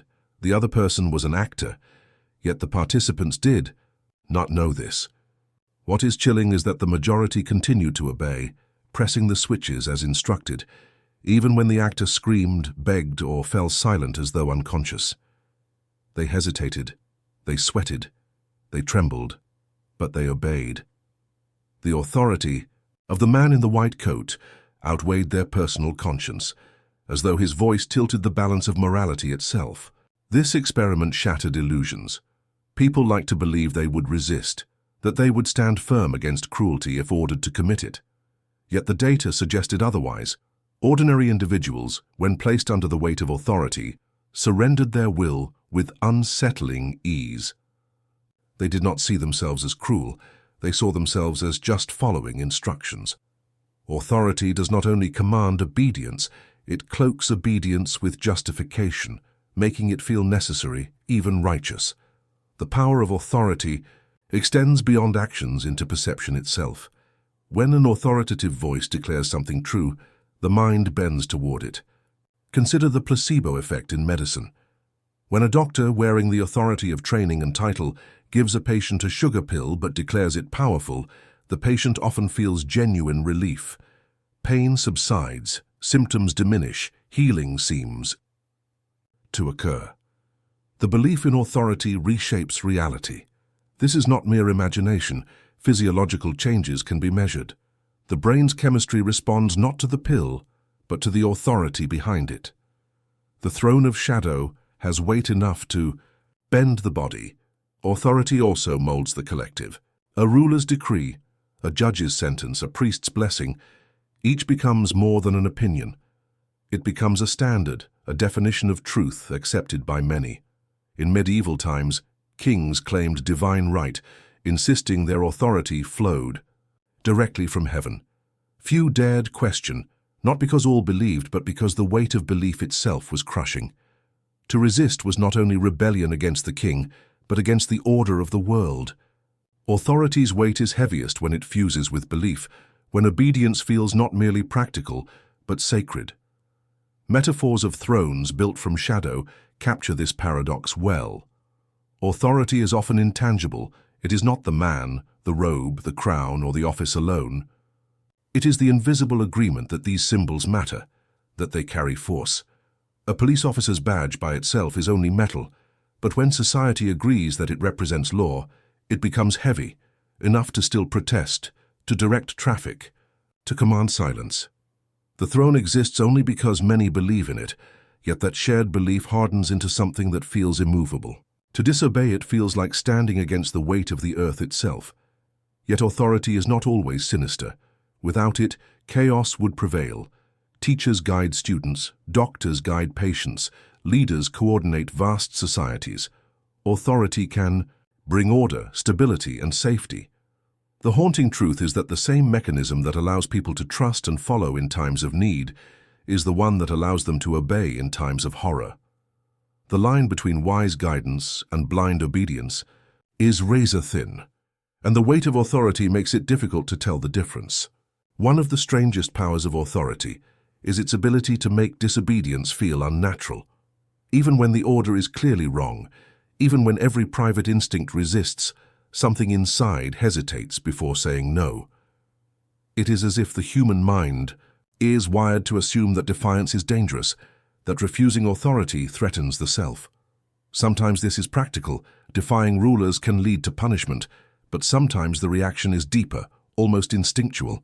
Authority creates a psychological gravity, pulling the will downward into obedience.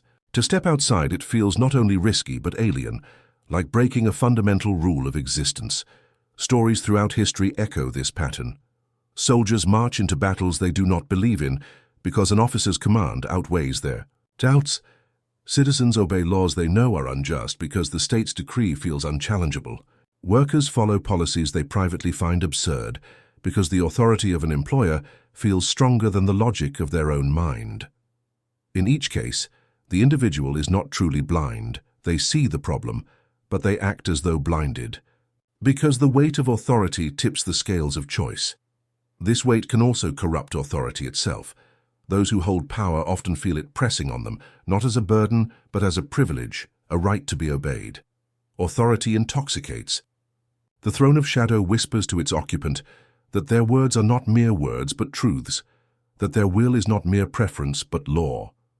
History is littered with rulers, leaders, and officials who succumb to this illusion, mistaking the respect of others for proof of their own infallibility. Authority not only bends those below, it reshapes those above, convincing them of their own godlike stature. Yet authority's hold is never complete. Like the whisper of the crowd, it can be resisted, though resistance is costly. There are stories of participants in Milgram's experiment who refused to continue, who stood against the scientists' urging. There are tales of soldiers who defied orders, citizens who broke unjust laws, workers who challenged their bosses. Their defiance reveals that authority's weight, though heavy, is not unbreakable. The human spirit can push back, though it trembles as it does so. The question is not whether resistance is possible, but whether enough individuals are willing to bear the cost of carrying it. The haunting tone of this exploration lies in the realization that authority is not external to us. It lives within us. We are born into its structures, raised in its presence, taught to recognize and respect its forms. By the time we are old, enough to question it, it is already inside us, shaping the categories of thought we use to question. To imagine a world without authority is almost impossible, for the very act of imagining still relies on concepts shaped by it. Authority molds not only obedience but imagination itself. As this section draws to its close, the listener is left with a vision, a throne carved not of stone or wood, but of shadow. Around it kneel countless figures, not because chains bind them, but because they feel the weight pressing them downward. The shadow is intangible, yet it is heavy enough to command armies, to silence dissent, to rewrite truth itself. Authority does not need to scream. It needs only to exist, and the human mind supplies the rest. And so the narrative prepares to move toward the next mystery. If authority can reshape perception, if it can turn cruelty into duty and fiction into truth, then what does that say about truth itself? If what we call real can be altered by belief in power, then how solid is reality? The journey moves now into the strange domain where authority, belief, and perception intertwine, the mysteries of truth. Truth has always been imagined as something solid, something eternal, like a mountain rising above the fog. People speak of the truth as though it is a single, shining jewel, polished and indestructible. But the longer one stares, the more that jewel begins to shimmer, to shift, to wear 1,000 faces. What is called truth in one time, one culture, one language, becomes falsehood in another. What feels certain today may crumble tomorrow, replaced by a new certainty carried with equal conviction. Truth, it seems, is less like a mountain and more like a mask worn upon a stage, sometimes fixed, sometimes slipping, always hiding something. Beneath. To live among humans is to live surrounded by truths, and yet these truths rarely agree. A child raised in one land learns that the earth is sacred, that spirits dwell in trees and rivers. Another, raised far away, learns that the earth is a resource to be measured, cut, and mined. Both children carry their truths as self-evident, as natural as breathing. Later, when they meet, they discover that truth has many masks, each fitted to the face of culture. The mask feels so natural when worn that one forgets it is a mask at all. Only when confronted with a different mask does the illusion tremble. History is full of shifting masks. Once it was truth that the earth stood at the center of the universe, the sun and stars circling around it in perfect spheres. This was not a mere opinion, but a certainty taught in schools, enforced by churches, and woven into poetry and art. To doubt it was to doubt order itself. Then came telescopes, calculations, and a few brave voices whispering another truth, that the earth itself moved, circling the sun like a wandering child. At first, this new mask was mocked, resisted, even punished, but over time, it slipped into place, and people forgot there had ever been another. What once felt eternal revealed itself as temporary. Truth had changed its costume, though the stage of reality remained the same. This is the unsettling lesson. Truth is not always what it seems. It can be bent by power, by repetition, by the invisible hands of authority. If a statement is repeated often enough, in the right voice, under the right banners, it begins to feel true regardless of evidence. Propaganda masters have long known this, flooding the world with carefully crafted words until belief hardens into conviction. A lie spoken 1,000 times begins to feel heavier than a truth whispered once. In such cases, truth is not discovered but manufactured, assembled like a mask to be worn over the eyes of the many. The imagery of masks is haunting because masks conceal as much as they reveal. A mask shows a face, but not the one beneath. It smiles, it scowls, it weeps, but the wearer may feel something else entirely. So too with truth. What is presented, as undeniable, may hide motives, biases, and errors beneath. People cling to these truths, not because they are absolute, but because they are comforting or useful or demanded by the weight of authority. To question them is dangerous, like trying to tear the mask away in the middle of a performance. The crowd hisses, the actors resist, and one risks being cast out of the theater altogether. Even science, often imagined as the guardian of truth, wears shifting masks. Scientific knowledge evolves, each generation revising the last. At one time, bloodletting was a respected medical practice, considered an essential truth of healing. Today it seems barbaric, yet it was once supported by the best minds of the age. What people call facts are not always permanent stones, but stepping stones across a river, each one sturdy for a time, until the current reveals it to be unstable and another must be found. The mask of truth is always in motion, even in the most rigorous of disciplines. Culture is the great weaver of masks. Through language, rituals, education, and story, societies shape what feels true. Consider the power of myths. They explain why the sun rises, why the seasons change, why people suffer or thrive. Myths are truths in the sense that they are believed, repeated, and lived by. even if they are not factual. To dismiss them as false is to misunderstand their role. They are masks of meaning, fitted to the collective face of a culture. When cultures collide, their truths clash, each side convinced the other is blind. Yet from a higher vantage, one sees not blindness, but different. Masks reflecting the same human desire to make sense of a mysterious world. Truth is also deeply personal. Each person carries private truth shaped by memory, experience, and emotion. Two siblings raised in the same home may remember the same event differently. To one, a father's silence was stern disapproval. To the other, it was quiet love. Whose truth is correct? Both in their own way.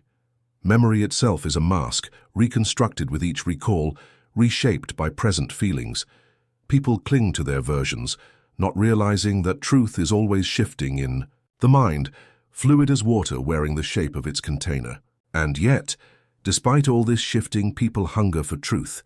They yearn for something stable, something that does not change with time or power or perspective.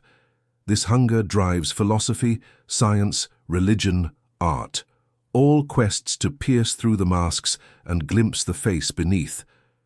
But perhaps the haunting secret is that there is no single face beneath the mask, no pure truth waiting.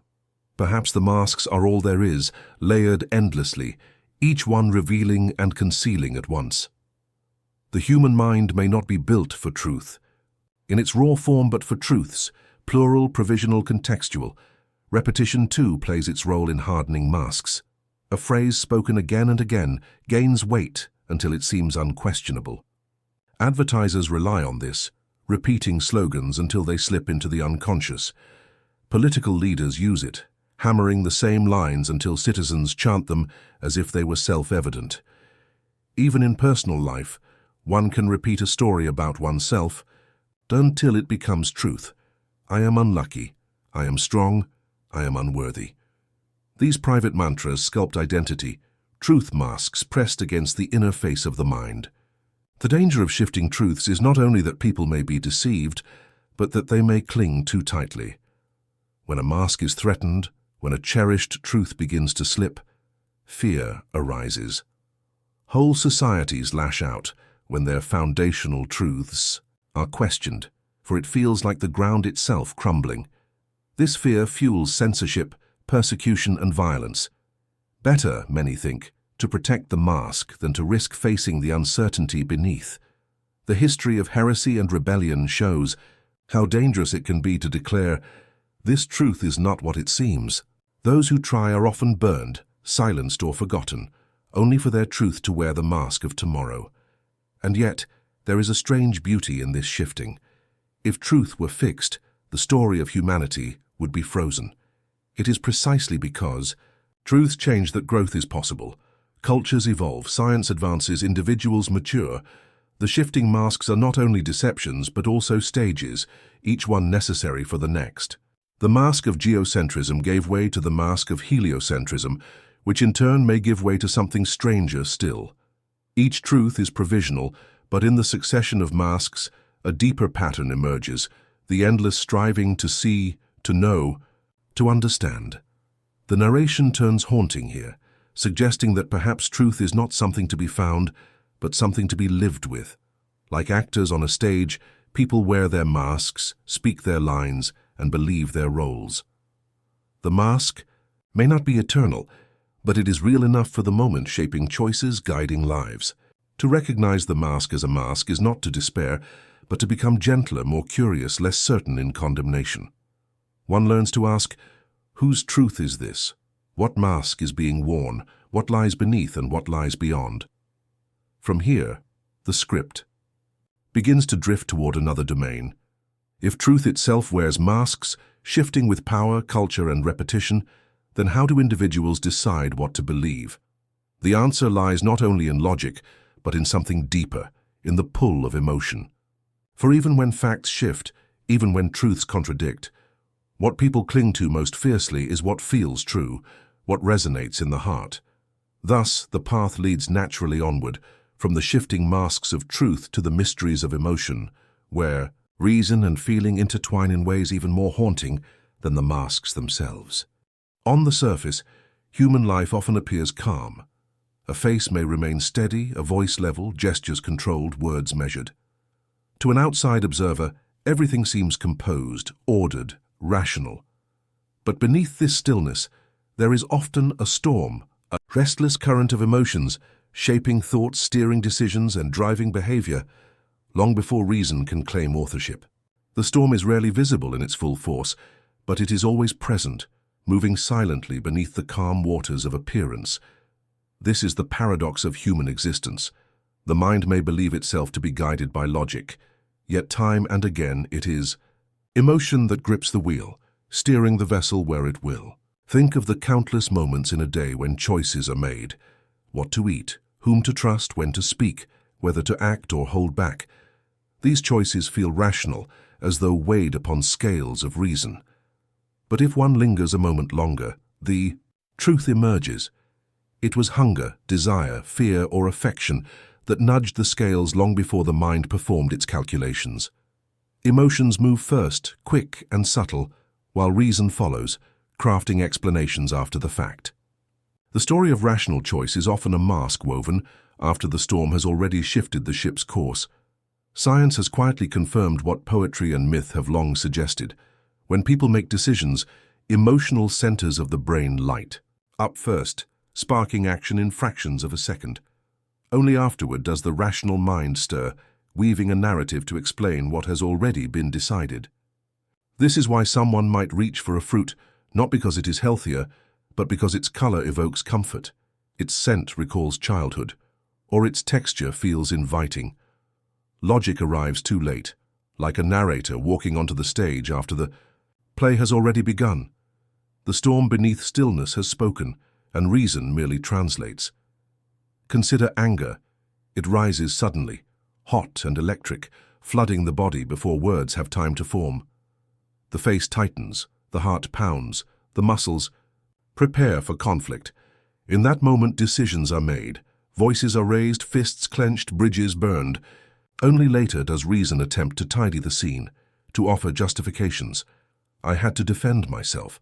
I needed to speak the truth. They deserved it. Yet beneath those tidy sentences lies the storm, unacknowledged yet undeniable, the true author of the moment. Or consider love, that most celebrated of storms. From the outside, lovers may appear composed, smiling softly, walking side by side. But within, entire worlds are trembling, hearts racing, fears dissolving, longings ignited. Choices made in love often defy reason, journeys undertaken, sacrifices made, futures reshaped. Ask the rational mind why it chose this person and not another, and it will answer with a list of qualities, virtues, compatibilities. But these explanations are often poetry after the fact. The truth is simpler and deeper. Love moved first, reason followed. The storm beneath stillness carried the soul toward another before words could catch up. Fear, too, is a master sculptor of decisions. A calm face may walk into a meeting, but behind the steady steps is the tremor of anxiety. Words may falter, not because logic has failed, but because the storm of fear tightens the throat, speeds the pulse, scatters thoughts. Many lives are quietly shaped this way.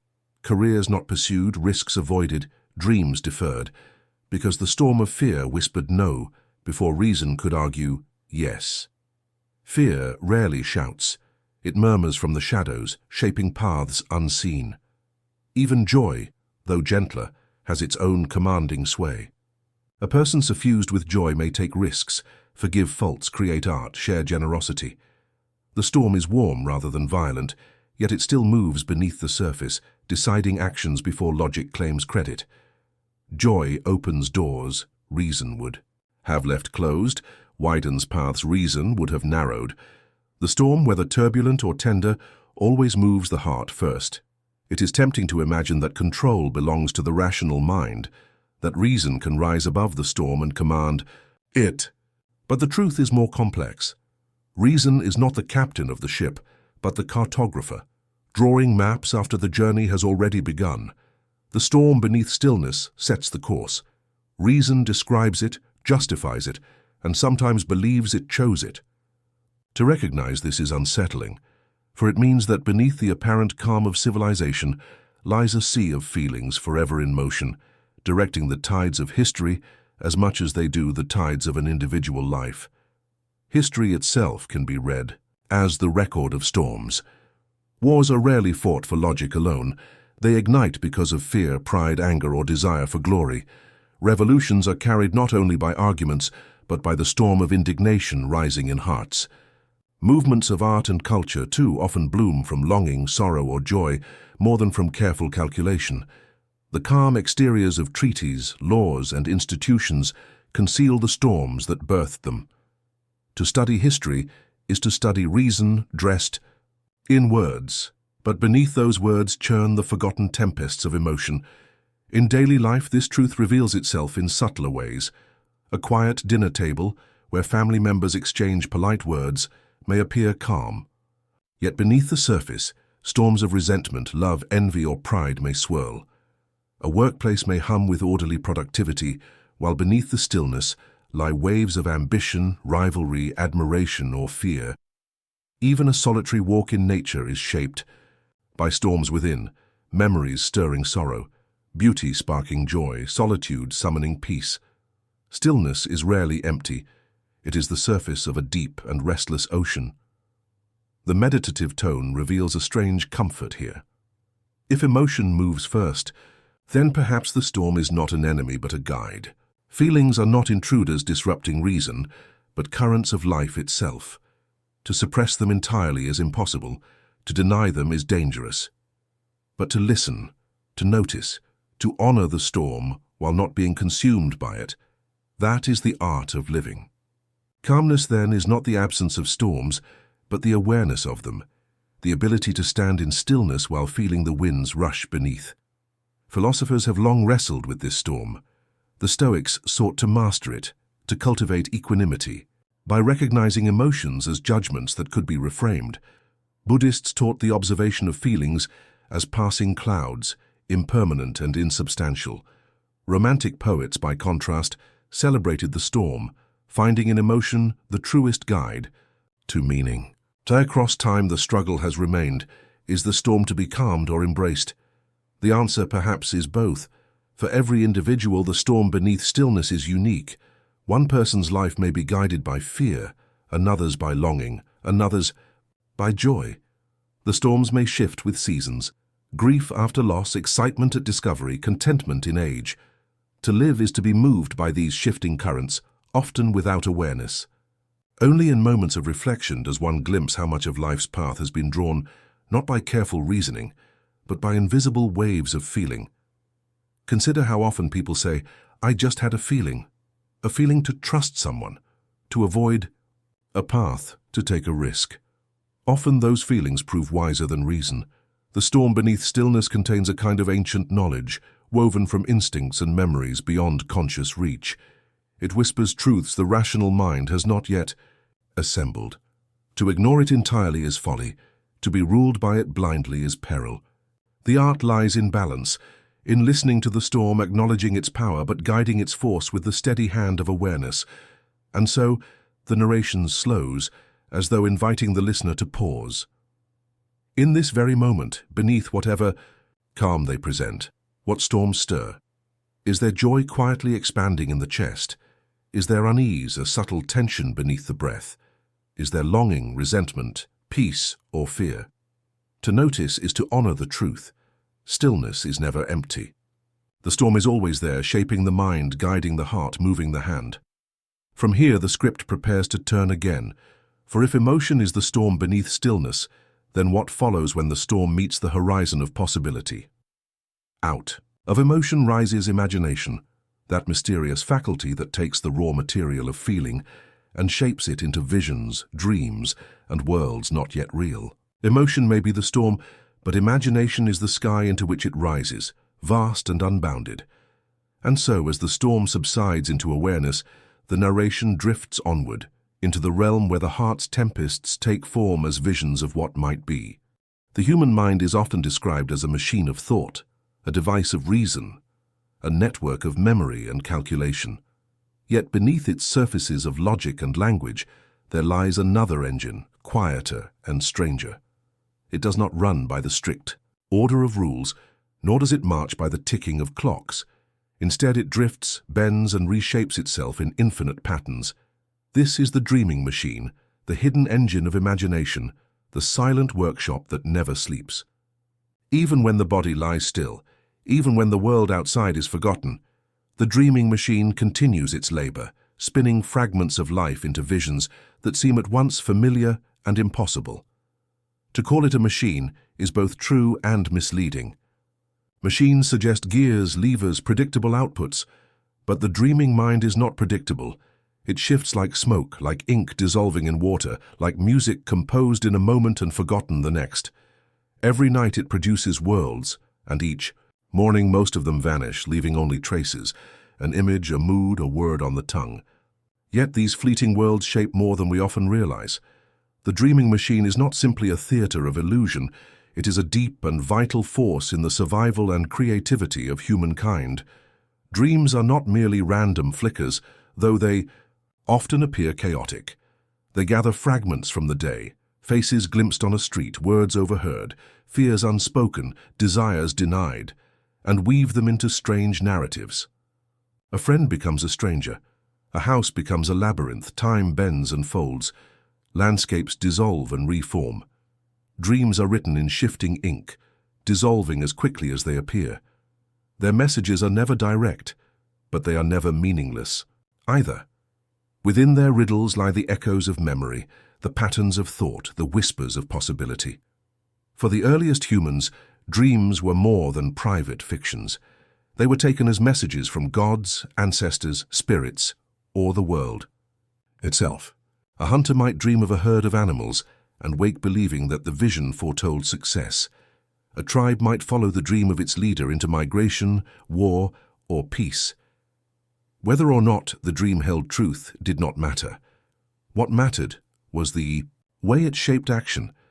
Dreams became part of the fabric of survival, guiding choices and giving form to hope. The dreaming machine was not idle fantasy, it was a compass. Even today, when science has peeled away the veils of myth, dreams retain their mysterious authority. A dream may unsettle, linger, or inspire. A scientist may awaken with a solution glimpsed in sleep. An artist may carry a dream into a canvas, a musician into song, a writer into story. Countless works of human creativity have their roots in dreams, melodies whispered in the night, images drawn from slumber's theater, inventions glimpsed as if gifted by the unconscious. The dreaming machine fuels imagination, not only at night but also in waking life, where daydreams stretch forward into art, science, and possibility. Imagination itself is a kind of waking dream. When the mind drifts from the present moment into what if, it enters the same territory. The dreaming machine does not distinguish between night and day. It is always at work, building scenarios, testing shapes, exploring paths not yet walked. Children embody this vividly, their play blurring the line between dream and reality, their stories spilling outward into the world as if imagination were the truest fabric of existence. But even adults cloaked in reason continue to dream of futures, of loves, of fears, of triumphs. Every plan is a dream projected forward. Every hope is the dreaming machine sketching possible tomorrows. Yet dreams are also haunted. They carry shadows, anxieties, fragments of grief. A nightmare can be as powerful as a vision of joy, shaping behavior long after waking. Fear of falling, of being chased, of losing what is dear. These are rehearsals written by the dreaming machine, lessons carried into waking life. Evolution may have shaped this function. By simulating danger, the mind prepares for survival. In this way, the dreaming machine is not only the cradle of creativity, but also the guardian of life. But if dreams are teachers, they are cryptic ones. They rarely speak directly, instead they speak in symbols. A locked door may represent fear of change. A flight through the sky may whisper of freedom. The loss of voice in a dream may reveal the fear of being unheard. Interpretations shift with culture and person, but the principle remains. The dreaming machine does not tell us what to think. It shows us images that we must learn to feel our way through. In this sense, dreams are not puzzles to be solved, but mirrors to be read. They reflect, distort, and reveal truths that reason often conceals. Consider the image of the dreaming mind as a great library without order.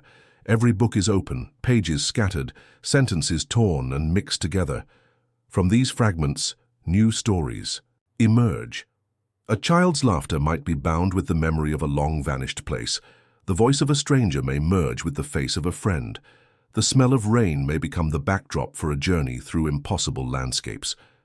The dreaming machine takes the fragments of experience and reshuffles them endlessly, reminding us that the world is not fixed but fluid, that reality is always in motion. This reshuffling is the seed of creativity. Artists know it well. The sudden vision, the unexpected combination, the image that rises unbidden. These are gifts of the dreaming machine. Scientists too benefit.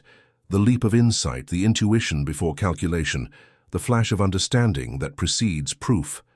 Many great discoveries began not with reason, but with a dreamlike spark, the storm of ideas taking form in imagination. The dreaming machine whispers solutions, though it rarely explains them. Yet even as dreams create, they also dissolve. We wake, and the dream vanishes. This is perhaps the most haunting aspect of the dreaming machine. Its productions are impermanent. Unlike a painting, a poem, or a law, a dream is fragile, fading like mist in sunlight. We may write them down, tell them to others, try to preserve them, but the essence is always slipping away. This impermanence mirrors life itself, reminding us that not all things are meant to be held. Some are meant only to be felt, to pass through us and leave a trace of mystery. The dreaming machine also challenges the boundaries of truth. In a dream, the impossible feels real. One may breathe underwater, speak with the dead, walk through walls, or live lifetimes in a single night. Upon waking, reason dismisses these as illusions. Yet in the moment of dreaming, they are unquestionable realities. What does this reveal about the mind's sense of truth?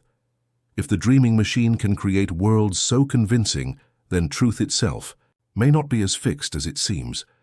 The boundaries between reality and imagination blur, and in that blurring lies both wonder and unease.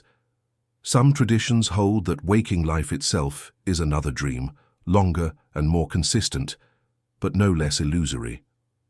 In this view, the dreaming machine does not end when the eyes open. It continues, shaping perception, weaving meaning, projecting futures. Reality, then, is not solid ground, but another story told by the mind. Whether or not one accepts this, philosophy, it is difficult to deny that imagination shapes our experience as much as any external fact. The dreaming machine colors the world we see, painting it with fears, hopes, and expectations. Dreams also remind us of time's peculiar nature.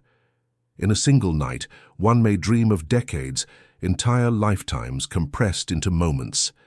Time stretches and collapses within the dream, revealing that our sense of duration is not fixed but elastic. The dreaming machine bends time at will, showing us what it feels like to live outside the clock's rigid measure.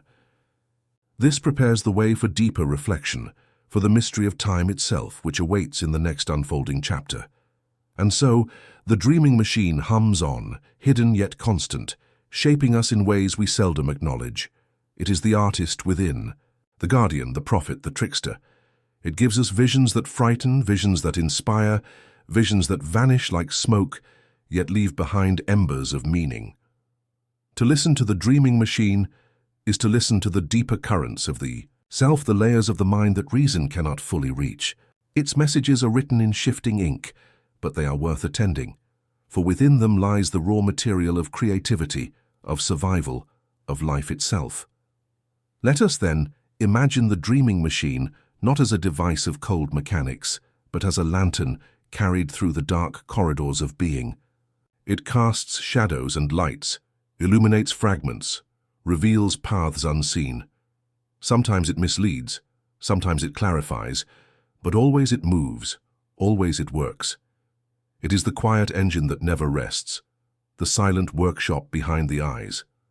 And as the dream fades into morning, as the imagination spills into waking life, the dreaming machine prepares to hand us over to another mystery, the enigma of time, in whose river all dreams and all realities drift.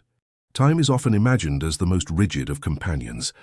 We picture it as a clock on the wall, a calendar on the table, a pendulum swinging with unchanging rhythm. Yet, when we look more closely, when we examine the experience of living, the truth slips away from us. Time does not feel like the tick of a machine.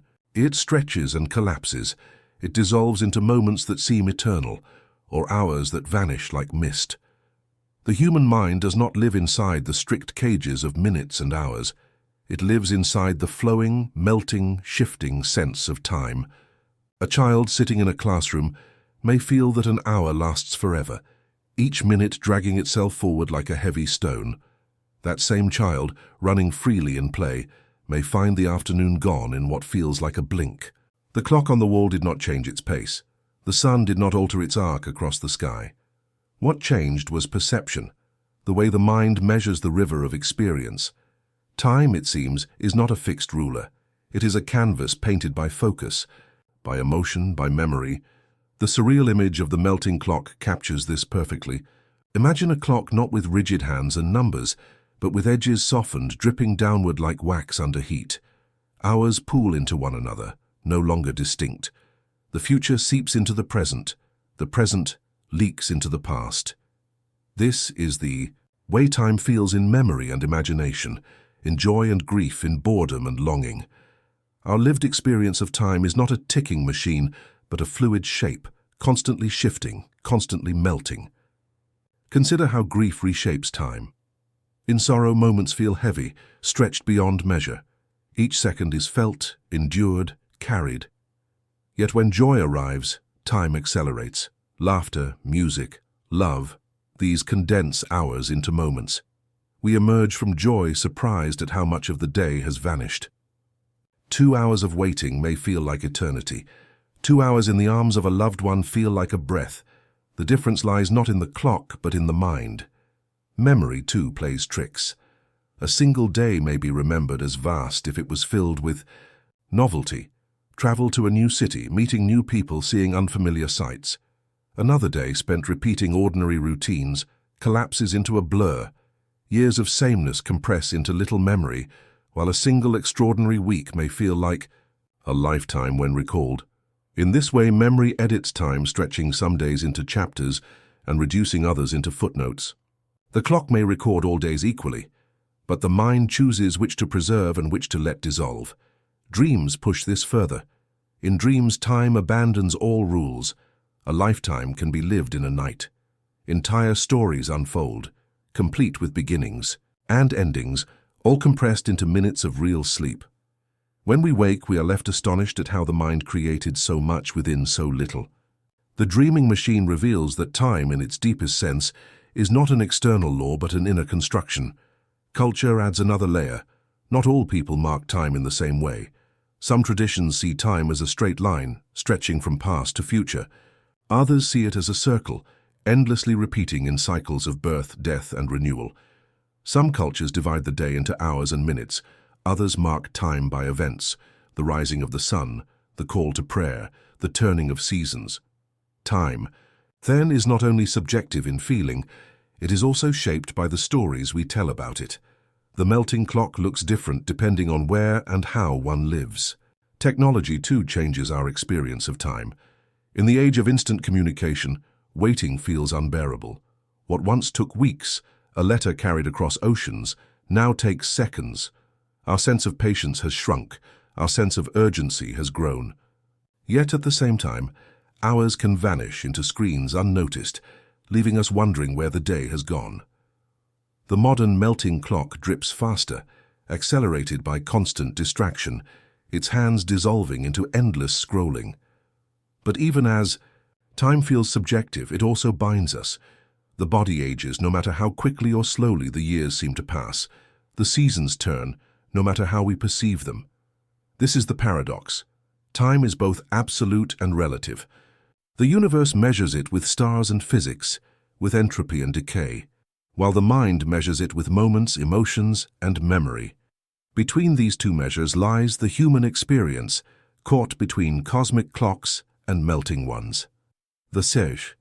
Surrealists once painted time as soft, pliable, a clock draped over the edge of a table, unable to hold its form. This image continues to speak because it mirrors the truth we all feel but rarely name. Time, in life as we experience it, does not remain straight and sharp. It bends under the weight of attention. It collapses under the weight of memory. It expands under the weight of emotion. The clock that melts is not fantasy. It is the most accurate picture of how we live inside time. Think of waiting for news, a letter, an exam result, a loved one's return. Each minute becomes thick, heavy, elongated. One feels every tick, every breath, every shifting shadow. The moment refuses to pass. Yet when the news arrives, when the waiting ends, time suddenly leaps forward, collapsing all the long minutes into a single sigh of relief. Time is elastic. It stretches when we reach for it, and it snaps back when we let it go. There is also the strange way the past continues, to live in the present. A memory may feel closer than yesterday, even if years have passed. A smell, a sound, a glimpse of light through leaves can bring the past rushing back, collapsing time into a single instant. The melting clock does not distinguish sharply between then and now. For the mind, the past is never gone. It waits beneath, the surface ready to emerge. In this way, time is layered, not linear. It is a tapestry, not a line. The future, too, intrudes upon the present. We spend much of our time imagining what has not yet come. Plans, fears, hopes, all are projections into tomorrow. Entire lives are lived in anticipation, sometimes more vividly than in reality itself. The future, like the past, melts into the present moment, blurring its edges. We do not live only in now, we live in echoes of memory and shadows of possibility. Meditation teaches another truth, that when one sinks deeply into presence, time can vanish altogether. Minutes dissolve, and what remains is a sense of timeless being. The clock is irrelevant, the calendar absent. There is only breath, awareness, stillness. In these moments, we glimpse the possibility that time, as the mind usually knows it, is a construct, a lens, not an absolute. The melting clock may drip away entirely, leaving us in a space without measure. Yet, for all its subjectivity, time remains our constant companion, shaping us with its passing. Childhood turns to youth, youth to adulthood, adulthood to age. We see it in the lines of faces, the graying of hair, the slowing of steps. No matter how it bends and melts in experience, time leaves its mark. The body records what the mind may blur. And so, while clocks may melt, while calendars may dissolve, mortality remains the ground upon which all shifting perceptions rest. The melting clock leads us naturally to this truth, that all time is finite, that the river flows in one direction. We may feel its pace change, we may experience it as elastic, but we cannot escape its movement. Time may be subjective, but it is also the measure of our lives. Each melting hour, each dissolving day, brings us closer to the edge of being. This realization does not have to be despairing, it can also be clarifying. The melting of the clock reminds us that what we experience is precious precisely because it fades. And so to live with awareness of time's fluidity is to live more deeply. To notice the way an afternoon expands in laughter, or the way a moment of waiting sharpens perception, is to see how the mind participates in shaping its own world. The melting clock is not a flaw, it is a gift, a reminder that time is not only a measure of loss, but also a canvas for meaning. In its melting we find creativity, memory, hope. In its impermanence we find the urgency to love, to act, to be. The clock continues to drip, its form dissolving even as we watch. Hours fall into the pool of memory. Days slip into the sea of the past. The future leans forward like a wave waiting to break. Time surrounds us, yet it is never still, never solid. It melts in our hands, reminding us that nothing is permanent, that everything is in motion. And from this awareness, we turn toward the next great mystery. The recognition that time's melting brings us inevitably to mortality. The truth that all clocks, however soft or rigid, eventually stop. There comes a moment in every life when the gentle melting of time is no longer an abstract idea, but an undeniable presence. It arrives when we see age in the mirror, when we bury someone we love, when illness interrupts the illusion of permanence. Death, once a distant rumor, steps closer, not as a stranger but as a shadow that has always been with us. This shadow of mortality has followed humankind since the beginning, shaping our thoughts, our cultures, our stories.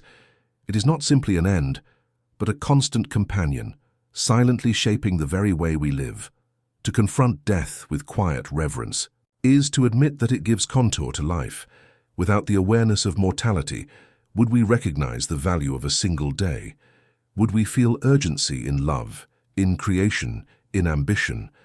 The shadow falling across our path reminds us that time is not infinite, that the river of ours does not stretch endlessly. This limitation, though it feels heavy, is also the source of meaning. What we choose matters precisely because it cannot last forever. Throughout history, humanity has built its greatest monuments in response to mortality. Pyramids rising against the desert sky, mausoleums carved from stone, poems etched onto fragile paper, songs carried by voice through generations. Each is an attempt to speak beyond death's silence. We know our bodies will fade, and yet we create as if to defy that fading. This impulse, born from mortality, has shaped civilizations. It has filled libraries, built temples, and fueled philosophies. If life were endless, perhaps such efforts would seem less urgent. But because life is brief, we carve meaning into every surface we can find. Consider the rituals surrounding death. In every culture, ceremonies emerge, funerals, burials, offerings, prayers. These are not only for the dead, but for the living. They give shape to grief, they provide structure to the unnameable. In mourning, time itself feels distorted, days stretching endlessly, nights thick with silence. Ritual gives rhythm back to time. The shadow of mortality thus becomes a space where humans gather, where community is affirmed, where love is expressed in its most enduring form. Philosophy, too, has long dwelled in the shadow of death. The Stoics taught to keep mortality always in mind, not to despair, but to live wisely. The Buddhists remind us of impermanence, teaching that clinging leads to suffering and acceptance leads to peace. Existentialists argue that it is death that grants authenticity, that only by acknowledging our end can we live fully. Across traditions, mortality is not merely an obstacle but a teacher. It strips away illusions, it clarifies what matters, it demands that we look at life without distraction. Even ordinary lives reflect this. Think of the choices people make after brushes with death. Survivors of illness or accident often speak of changed priorities. What once seemed urgent fades, and what was neglected, family, joy, kindness, becomes central. Death sharpens vision. Its shadow makes visible what the brightness of ordinary time hides. In this way, mortality does not only end life, it continuously shapes the living of it. But it is not only individuals who are shaped by death. Entire societies build their ethics, laws, and religions around the need to face mortality. Justice systems arise in part from the recognition that life is fragile and must be protected. Myths speak of underworlds, heavens, reincarnations, all attempts to extend narrative beyond the grave.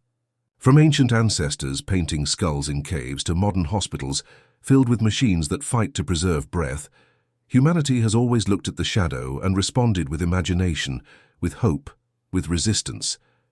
And yet, for all these responses, death remains unmastered. We cannot bargain with it, cannot measure its hour. It comes with unpredictability, reminding us that control is partial at best. This lack of mastery fuels both fear and reverence. To know that death waits, inevitable and final, is to recognize both vulnerability and dignity. Every life, no matter how powerful, bows to the same end. Kings and beggars, scholars and children all walk under the same shadow. This equality, stark and unyielding, unites us in ways few other truths can. When we speak of mortality in whispers, it is often because of fear. We avoid the subject, change conversations, or soften words with euphemisms. Yet if we bring it into the open with quiet reverence, we discover something else.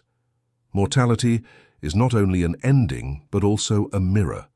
It reflects back to us the question, what will you do with the days you are given? This question, sharpened by the shadow, defines lives. Some answer with work, others with art, others with care for family or pursuit of knowledge. The answers vary, but the presence of the question is universal. Art has long been a response to this shadow. Painters capture fleeting moments of beauty as if to freeze them against decay. Writers tell stories that outlive their voices. Musicians compose melodies that linger after silence returns. Even the smallest creative act, a photograph, a diary entry, a handmade object, is a gesture against death's erasure. These creations are not only for others, but for ourselves. They remind us that while our bodies will fail, something of us might endure, even if only as memory, as impression, as influence. Memory itself is another form of resistance. We carry the dead within us, their voices echoing in our minds, their gestures mirrored in our movements. In this way, mortality does not sever completely. The shadow darkens, but it also extends forward. Through remembrance, a parent's lullaby sung to a child who later sings it to their own child becomes a thread that stretches across generations. Mortality sets the stage, but memory allows continuity. Still, the presence of death is not always solemn. In some traditions, festivals of the dead are filled with color, food, and laughter. Graves are decorated, families gather, stories are told. These celebrations show that mortality can also be met with intimacy, with gratitude for those who came before. To live under the shadow is not only to fear, it is also to acknowledge belonging to a great chain, to feel the embrace of ancestors, to recognize the cycle of life and death as natural, even beautiful. Yet even with reverence, the shadow of mortality is not light. Grief is heavy, loss undeniable. To lose someone is to experience a fracture in the flow of time. The world feels altered, thinner, incomplete. This is where reverence deepens. By allowing ourselves to grieve, we honor both love and death. The shadow becomes not only a reminder of impermanence, but also a testament to the depth of connection we are capable of. If we did not love, death would not wound. That it does is proof of meaning, proof of bonds that transcend even absence. The awareness of mortality also shapes ambition. Why do people build, strive, innovate? Often it is not merely for survival, but for legacy. Leaders desire to be remembered. Artists long for their work to outlast them. Parents wish to leave children stronger. Ambition grows from the soil of impermanence. If we lived forever, perhaps urgency would vanish. But because time is limited, each person seeks in their own way to plant something that will grow beyond their span. Mortality drives not only fear, but also greatness. Even in science, mortality whispers. Medicine advances because of the desire to extend life, to delay death's arrival. Exploration of the cosmos is in part fueled by the dream of survival beyond Earth, a way to escape extinction. In this sense, mortality shapes not only thought and art, but also the trajectory of human progress itself. The shadow looms, and humanity responds by reaching further, pushing boundaries, searching for ways to stretch existence. Yet no matter the advances, no matter the legacies, mortality remains. The shadow cannot be erased, only approached differently. Some face it with denial, some with defiance, others with acceptance. To face it with reverence is perhaps the most balanced path. It allows grief without despair, urgency without panic, meaning without illusion. Reverence does not deny fear, but transforms it into awe, into humility, into gratitude for the fragile brilliance of life. Imagine sitting beneath a tree at dusk. The light fades, shadows lengthen, the air cools. In that moment, one feels the rhythm of mortality, not as a tragedy, but as part of the cycle. The tree will lose its leaves, winter will come, yet spring will return. Life moves through endings and beginnings, through shadows and light. To sit quietly in this awareness is to touch the heart of reverence, to see mortality not as enemy but as teacher. And so, as the clock continues to melt, as hours drip into the pool of memory, the shadow of mortality falls across every life. We cannot escape it, but we can listen to what it tells us. It tells us that life is brief, that love matters, that beauty shines more brightly because it fades. It tells us that what we create, what we remember, what we pass on, these are the ways we speak beyond silence.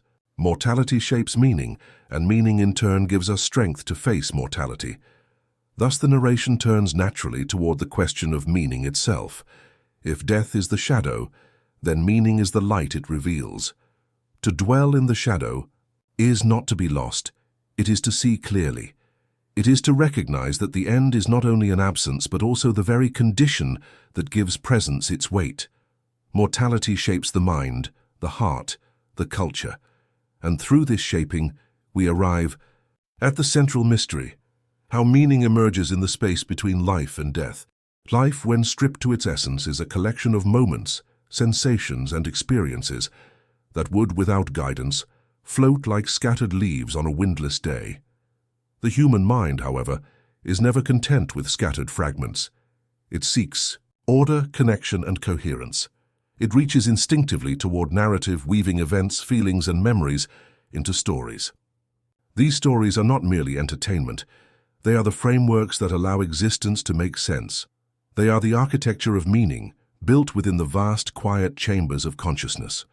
Without them, life is a series of disjointed sensations, a blur of color and sound without reference or grounding. From the earliest moments, we begin to construct stories. A child learns causality and consequence through imagined narratives. The toy that falls is sad. The mother who smiles is kind. The game that ends is unfair. These small interpretations are the building blocks of larger stories. As children grow, these narratives become more complex. We learn to tell ourselves tales of identity, morality, purpose, and hope. Each narrative, though unique, fulfills a universal human need to make the chaos of life understandable, to create a coherent thread through the uncertainty that surrounds us. Stories shape perception as much as they shape understanding. A person who believes the world is hostile will notice threats everywhere, weaving small experiences into a larger narrative of danger. Conversely, one who believes in kindness will see moments of generosity, creating a narrative of hope. These stories are powerful, often invisible guides, steering decisions, coloring interactions, and framing interpretations. They are not falsehoods. They are constructions, and in their construction lies both beauty and fragility. The fragility of narrative is evident in moments of dissonance.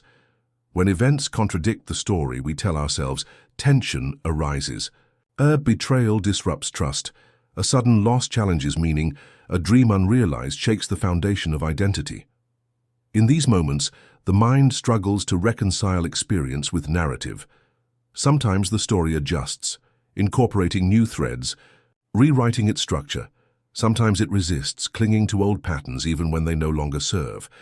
The tension itself is part of human experience, a subtle reminder that our stories are living things, delicate yet resilient, constantly evolving. Memory itself is a participant in this narrative creation. Every recollection is a retelling, every remembrance an act of interpretation. We reconstruct the past not as it objectively happened, but as it fits within the story we carry. This is why two people may recall the same event differently. Each mind shapes the memory according to its internal narrative. Memories are edited, highlighted, or muted to sustain coherence. In this way, the mind maintains continuity, linking past to present, self to identity, experience to understanding. Memory and story are inseparable. One crafts the past, the other gives it meaning. Imagination, too, contributes to narrative. Dreams, daydreams, and creative thought are rehearsals in the theater of the mind, exploring possibilities that reality has not yet offered. A story told to oneself may include hopes, fears, ambitions, and regrets projected into imagined scenarios. Through imagination, the mind tests outcomes, rehearses decisions, and interprets emotion. The dreaming machine, described earlier, feeds directly into the narrative we construct in waking life. Imagination provides both the raw material and the flexible canvas upon which stories are painted. allowing the mind to explore meaning before action, to feel possibility before it is realized. Language emerges as the tool of narrative. Words allow internal stories to take form, to move from shadowed, ephemeral thought into shapes that can be shared, reflected upon, or examined. Speech, writing, and symbolic expression are all vessels through which the mind projects its stories outward, yet even in solitude, silent inner speech crafts the most intimate narratives. The sentences we construct internally, the reflections, interpretations, self-talk, serve as continuous reinforcement of meaning, shaping identity and guiding perception. To think in narrative is to inhabit existence with awareness. Culture and community also shape the stories we tell ourselves. Shared myths, religious beliefs, social norms, and collective histories provide frameworks upon which individual meaning is constructed. We are born into these narratives, inherit them, and gradually personalize them. In stories of heroism, love, justice, or loss, we find templates for understanding our own lives. These narratives anchor us in a broader human experience, linking our individual existence to the rhythms and lessons of generations past. Meaning, then, is both private and collective, intimate yet universal. Yet there is a danger inherent in narrative. Stories can constrain as much as they illuminate. When a person clings rigidly to a fixed narrative, the mind resists new experiences that challenge the story. Beliefs harden, perceptions narrow, understanding diminishes. Fragile as stories are, they are also powerful instruments that can shape reality according to perception. To navigate life wisely, the mind must balance the construction of coherent narrative with openness to revision, allowing stories to evolve rather than calcify. The beauty of narrative lies in its artistry. Each mind becomes a storyteller, a weaver of meaning, a composer of emotional architecture. We place events, memories, and experiences into sequences that carry weight, rhythm, and resonance. Some narratives are tragic, steeped in loss and sorrow. Others are luminous, filled with hope and possibility. Each story, regardless of tone, serves the same function: to make life understandable, to provide continuity, to render chaos into coherence. Stories also provide solace. In times of suffering or uncertainty, the narrative we construct allows us to find patterns where there seem to be none. It transforms random events into connected threads, offering comfort through the perception of order. Grief, loss, and hardship are framed within larger stories of growth, endurance, or love, allowing the mind to navigate pain without losing the sense of self. Narrative becomes a sanctuary, a gentle architecture that holds experience in place while we process it. Meaning ultimately is inseparable from narrative. To live is to tell a story about living. Even silence, reflection, and contemplation are forms of narrative.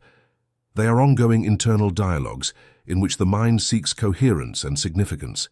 Every choice, every reflection, every emotion becomes a line in the story.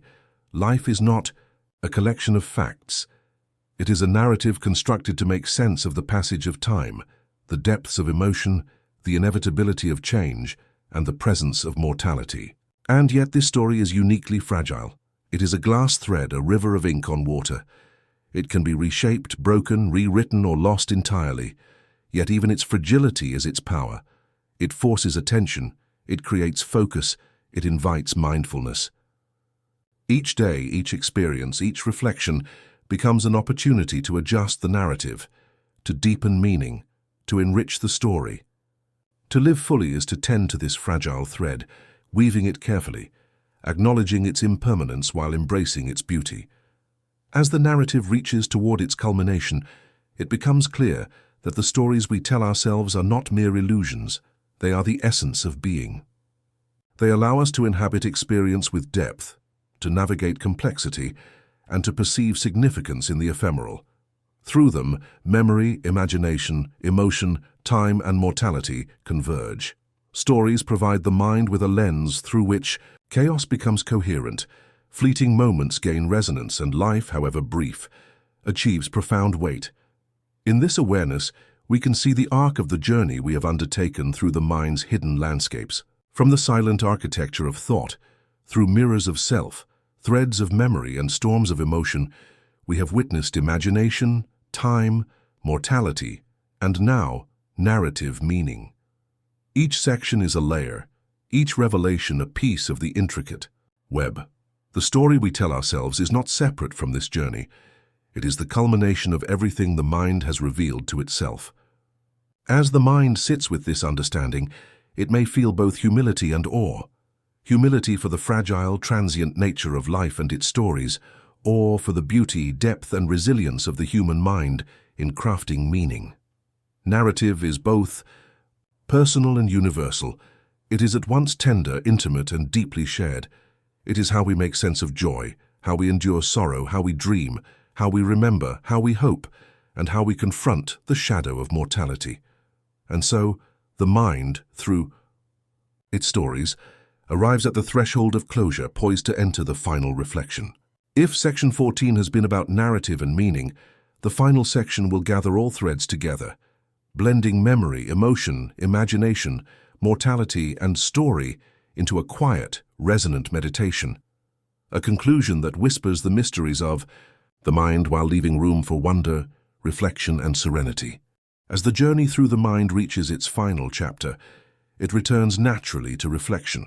The mind, in all its complexity, has revealed itself in fragments, as the silent architect shaping thought beyond awareness, as the mirror in the dark, distorting identity, as the fragile thread of memory and the selective perception of reality. Each section has exposed illusions, hidden mechanisms, and the subtle forces that guide behavior, emotion, and imagination. Now, in this final mirror, all threads converge. We look not only at the mind as a tool, but also as a vast landscape of mystery where illusion and insight intertwine. The mind is both deceiver and guide. It creates the stories that help us navigate life. Yet these same stories are shaped by unconscious biases, incomplete knowledge, and shifting perception. Every memory recalled reshapes itself. Every belief is filtered through experience and culture. Every choice subtly influenced by unseen currents. Yet it is precisely through understanding these mechanisms that power emerges. Awareness of the mind's illusions does not weaken us. It grants humility, wisdom, and the capacity to move with clarity. The final mirror reflects both the light of insight and the shadows of limitation. Consider how each aspect of the mind examined in the journey contributes to this reflection. The silent architect, operating beyond awareness, reminds us that not all decisions originate in conscious thought, that intuition and habit guide much of our existence. Recognizing this grants a gentle humility. We are not as fully in control as we imagine, but we are capable of shaping the patterns we notice. The mirror in the dark, with its distorted reflection of self, teaches that identity is not fixed, it is fluid, and in that fluidity lies freedom. The fragile thread of memory, continuously rewoven, reveals that the past is mutable, not lost, and that the act of remembering is itself a form of creation. Perception, selective and filtering, shows the limitations of what we can know, yet also the beauty of attention. What we choose to notice forms our reality. The illusion of choice, the puppet of control, and the whisper of the crowd illuminate how both internal and external forces guide action. Understanding these forces does not strip life of agency, but enriches it, granting clarity about the subtleties that shape thought and behavior. Authority, truth, and emotion follow in the same pattern. Each exposes vulnerabilities, while simultaneously offering insight into human nature. To know the shadow is to navigate it more gracefully. The dreaming machine and the clock that melts remind us that imagination and time are neither absolute nor constrained. Dreams blend reality and fantasy, weaving memory and possibility, while subjective time stretches and collapses in response to attention, emotion, and circumstance. Awareness of these phenomena fosters both wonder and acceptance. We learn that life is experienced, not measured, and that imagination shapes perception just as much as the material world. Mortality, which casts its shadow over existence, grounds this understanding. It is the inevitable horizon toward which all narratives tend, the reminder that all stories, both personal and collective, exist within the finite span of life. The story we tell ourselves then becomes central in this reflection. Life without narrative is raw, fragmented, and difficult to comprehend. But narrative, like a gentle river, orders experience, integrates emotion, and provides coherence. It shapes identity, bridges past and future, and offers a medium through which meaning emerges. Stories, delicate yet powerful, are tools that allow humans to make sense of chaos, to carry grief and joy, to navigate complexity. In understanding narrative, we grasp one of the mind's most profound gifts, the capacity to generate meaning, where none exists inherently. In the final mirror, all these lessons converge. The mind's illusions, once intimidating, now become instruments of understanding. They remind us that perception is selective, memory is reconstructive, choices are influenced, and self-image is incomplete. Yet within this labyrinth guidance exists. Awareness transforms deception into insight. Recognizing patterns, questioning assumptions, reflecting on emotion and examining the narratives we carry allows us to navigate life with intention rather than blind adherence. The mind is both a labyrinth and a compass, a theater of illusion, and a guide to truth. Humility emerges naturally in this reflection. By acknowledging the mind's limitations, we accept that certainty is rare and perspective is partial. Control is less absolute than we imagine. Beliefs are more malleable than we think. Memories are both fragile and creative. Yet within this humility lies empowerment. Knowing the mind's mechanics enables discernment. Awareness of bias and limitation cultivates empathy toward oneself and others, patience in understanding, and clarity in decision-making. To navigate life without this reflection is to drift unconsciously. To navigate with it is to participate actively in the shaping of experience. The final mirror also reveals beauty. In seeing the mind's illusions, we recognize the creativity inherent in perception. Every act of imagination, every construction of narrative, every interpretation of memory is a testament to the mind's capacity to transform raw experience into meaningful experience. The fleeting, shifting nature of thought is not flaw, but wonder. Just as clouds sculpt shapes that vanish with the wind, so too do perceptions, stories, and reflections dance across consciousness, each moment unique, ephemeral, and precious. Beauty exists in this fluidity, in the interplay of shadow and light, of limitation and insight. The listener gazing into this mirror is invited to see more than the self. Awareness expands outward to encompass the vast mystery of consciousness itself. We are not only observing personal thought, we are witnessing the capacities of the human mind, the structures of experience, and the hidden dynamics that shape reality. The mind becomes a universe in miniature where memory, imagination, perception, emotion, and mortality intersect. Within this universe, each individual consciousness is a point of reflection, a lens through which the larger patterns of life are glimpsed. Acceptance, too, blooms in this reflection. The mind, with all its imperfections, is the only tool we possess to navigate existence. To resist its illusions entirely would be futile. To deny its creativity would be to deny life itself. Acceptance does not imply passivity or surrender. It implies recognition. By understanding the mind's limitations and gifts, by seeing the illusions clearly, we gain the freedom to act consciously, to cultivate compassion, to create meaning, and to experience life with both depth and serenity. In this concluding mirror, the imagery is haunting yet soothing. Shadows mingle with light, reflections layer upon one another, and perception itself seems alive. The listener sees not merely a reflection of the self, but a living, dynamic mind capable of wonder, deception, love, and insight. Thought becomes a river of patterns, memory a shifting tapestry, and awareness a lantern illuminating the unseen corners of consciousness. The mirror reflects both what is known and what is mysterious, leaving space for contemplation, awe, and quiet reverence. Ultimately, the journey closes with the understanding that the mind is both landscape and navigator. Its illusions challenge us, its insights guide us, and its stories give shape to existence. By attending to the mind's mechanisms, embracing its beauty and acknowledging its limits, We step into life with clarity, humility, and purpose. The final mirror is not a static image, it is a living reflection, one that changes with attention, perception, and awareness. In looking into it, we see not only ourselves but the vast intricate mystery of consciousness itself, gazing back with infinite depth and quiet wisdom. And so, the mind, in all its complexity, comes full circle. From the silent architecture of thought to the storytelling of meaning, from dreaming and imagination to time, mortality, and the narrative self, the reflections converge. The journey has revealed that understanding the mind is less about conquering it than about listening, observing, and participating.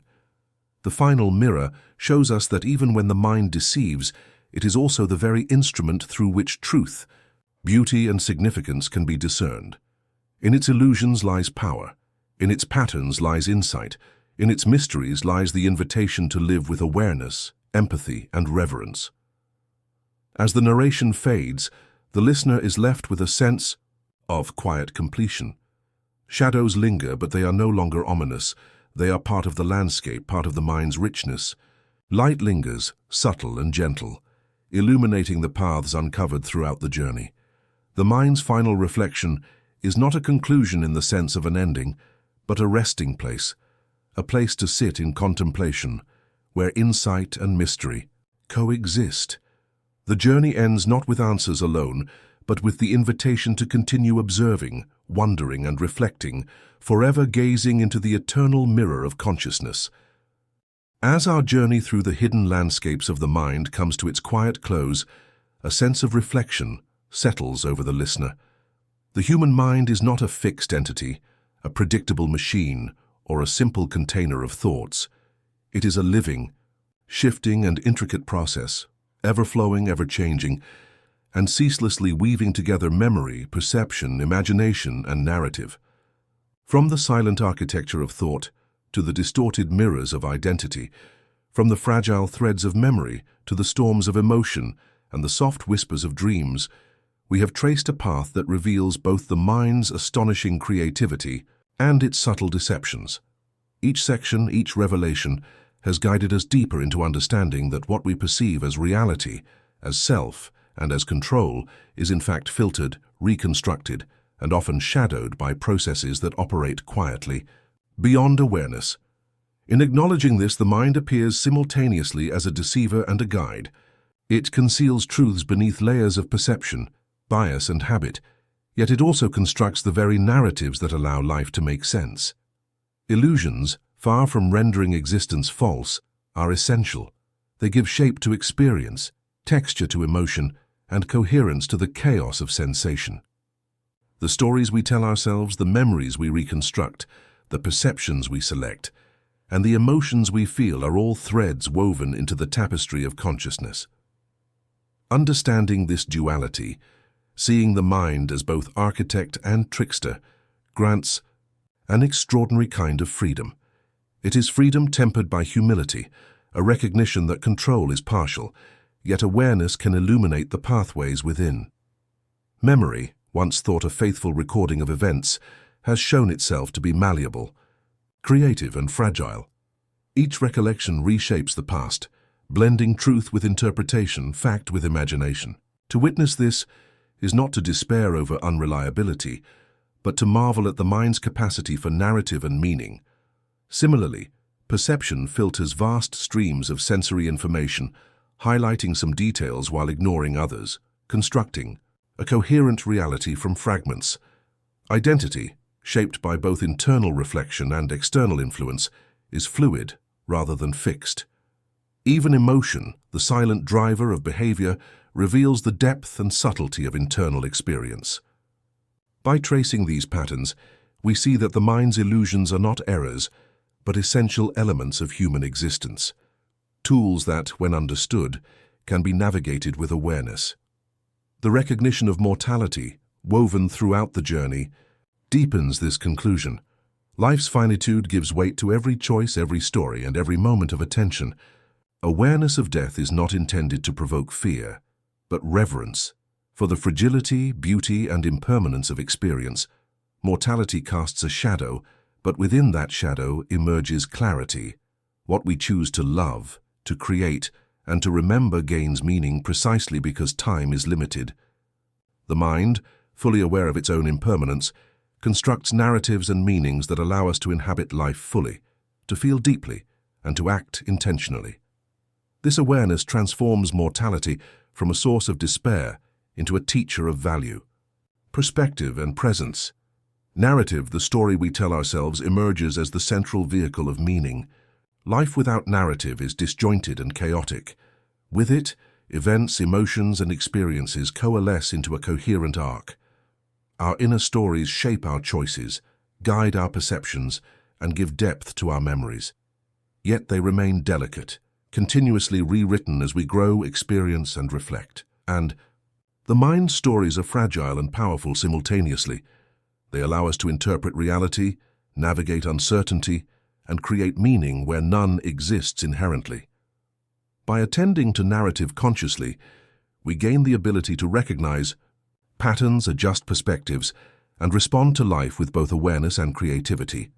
The social dimensions of the mind further enhance this understanding. From the influence of groups and authority to subtle cues of conformity and expectation, much of human thought is shaped by external context. Recognizing these forces is not disempowering, rather it grants clarity and insight. We can see where perception has been guided, where choice has been nudged, and where emotion has been subtly influenced. With this awareness, we are better equipped to navigate relationships, communities, and cultural currents without being unconsciously swept along. Understanding the interplay between self and society is essential to cultivating wisdom and compassion. The mind's capacity for imagination, dreaming, and creative thought illuminates the potential within. Dreams, daydreams, and the endless possibilities imagined by consciousness reveal the mind as a laboratory for exploration, rehearsal, and innovation. Through imagination, the mind experiments with scenarios, emotions, and narratives before they are enacted in reality. Awareness of this capacity enhances flexibility, creativity, and emotional depth, allowing individuals to engage with life not as passive observers, but as active participants. Imagination is both a mirror of internal thought and a window into what could be, a bridge between perception and possibility. Ultimately, the strongest insight of this journey is that knowing the mind's secrets does not grant omniscience or absolute control. Rather, it grants perspective, humility, and wonder. The mind remains a labyrinth, intricate and mysterious, but the journey has provided maps and lanterns, understanding of memory, perception, emotion, narrative, mortality, and imagination. Awareness allows us to navigate more intentionally, to act with discernment, and to experience life with clarity tempered by reverence. The human mind, with all its beauty and trickery, is both the instrument through which we perceive reality and the source of the very reality we inhabit. As the final reflections settle, the listener is invited into silence, space, and contemplation. The journey concludes not with tidy answers, but with the acknowledgement of ongoing mystery. The mind remains vast, layered, and profound, a mirror in which we see not only ourselves but the intricate processes of consciousness itself. Its illusions are not obstacles but companions, shaping experience, guiding reflection, and creating the depth that makes human life remarkable. To observe the mind with awareness is to inhabit life fully, recognizing the interplay of shadow and light, certainty and ambiguity, control and surrender. This open-ended conclusion leaves room for reflection, for personal engagement, and for the recognition that the mysteries of the mind are not fully knowable, yet the very act of attention, the willingness to observe, question, and contemplate, transforms life. We sit with our thoughts, aware for the first time of the delicate architecture of consciousness, of the interplay of perception, memory, and narrative, of the subtle currents of influence and emotion that guide us. The mind is a living, shifting mirror, sometimes deceptive, always intricate, and endlessly fascinating.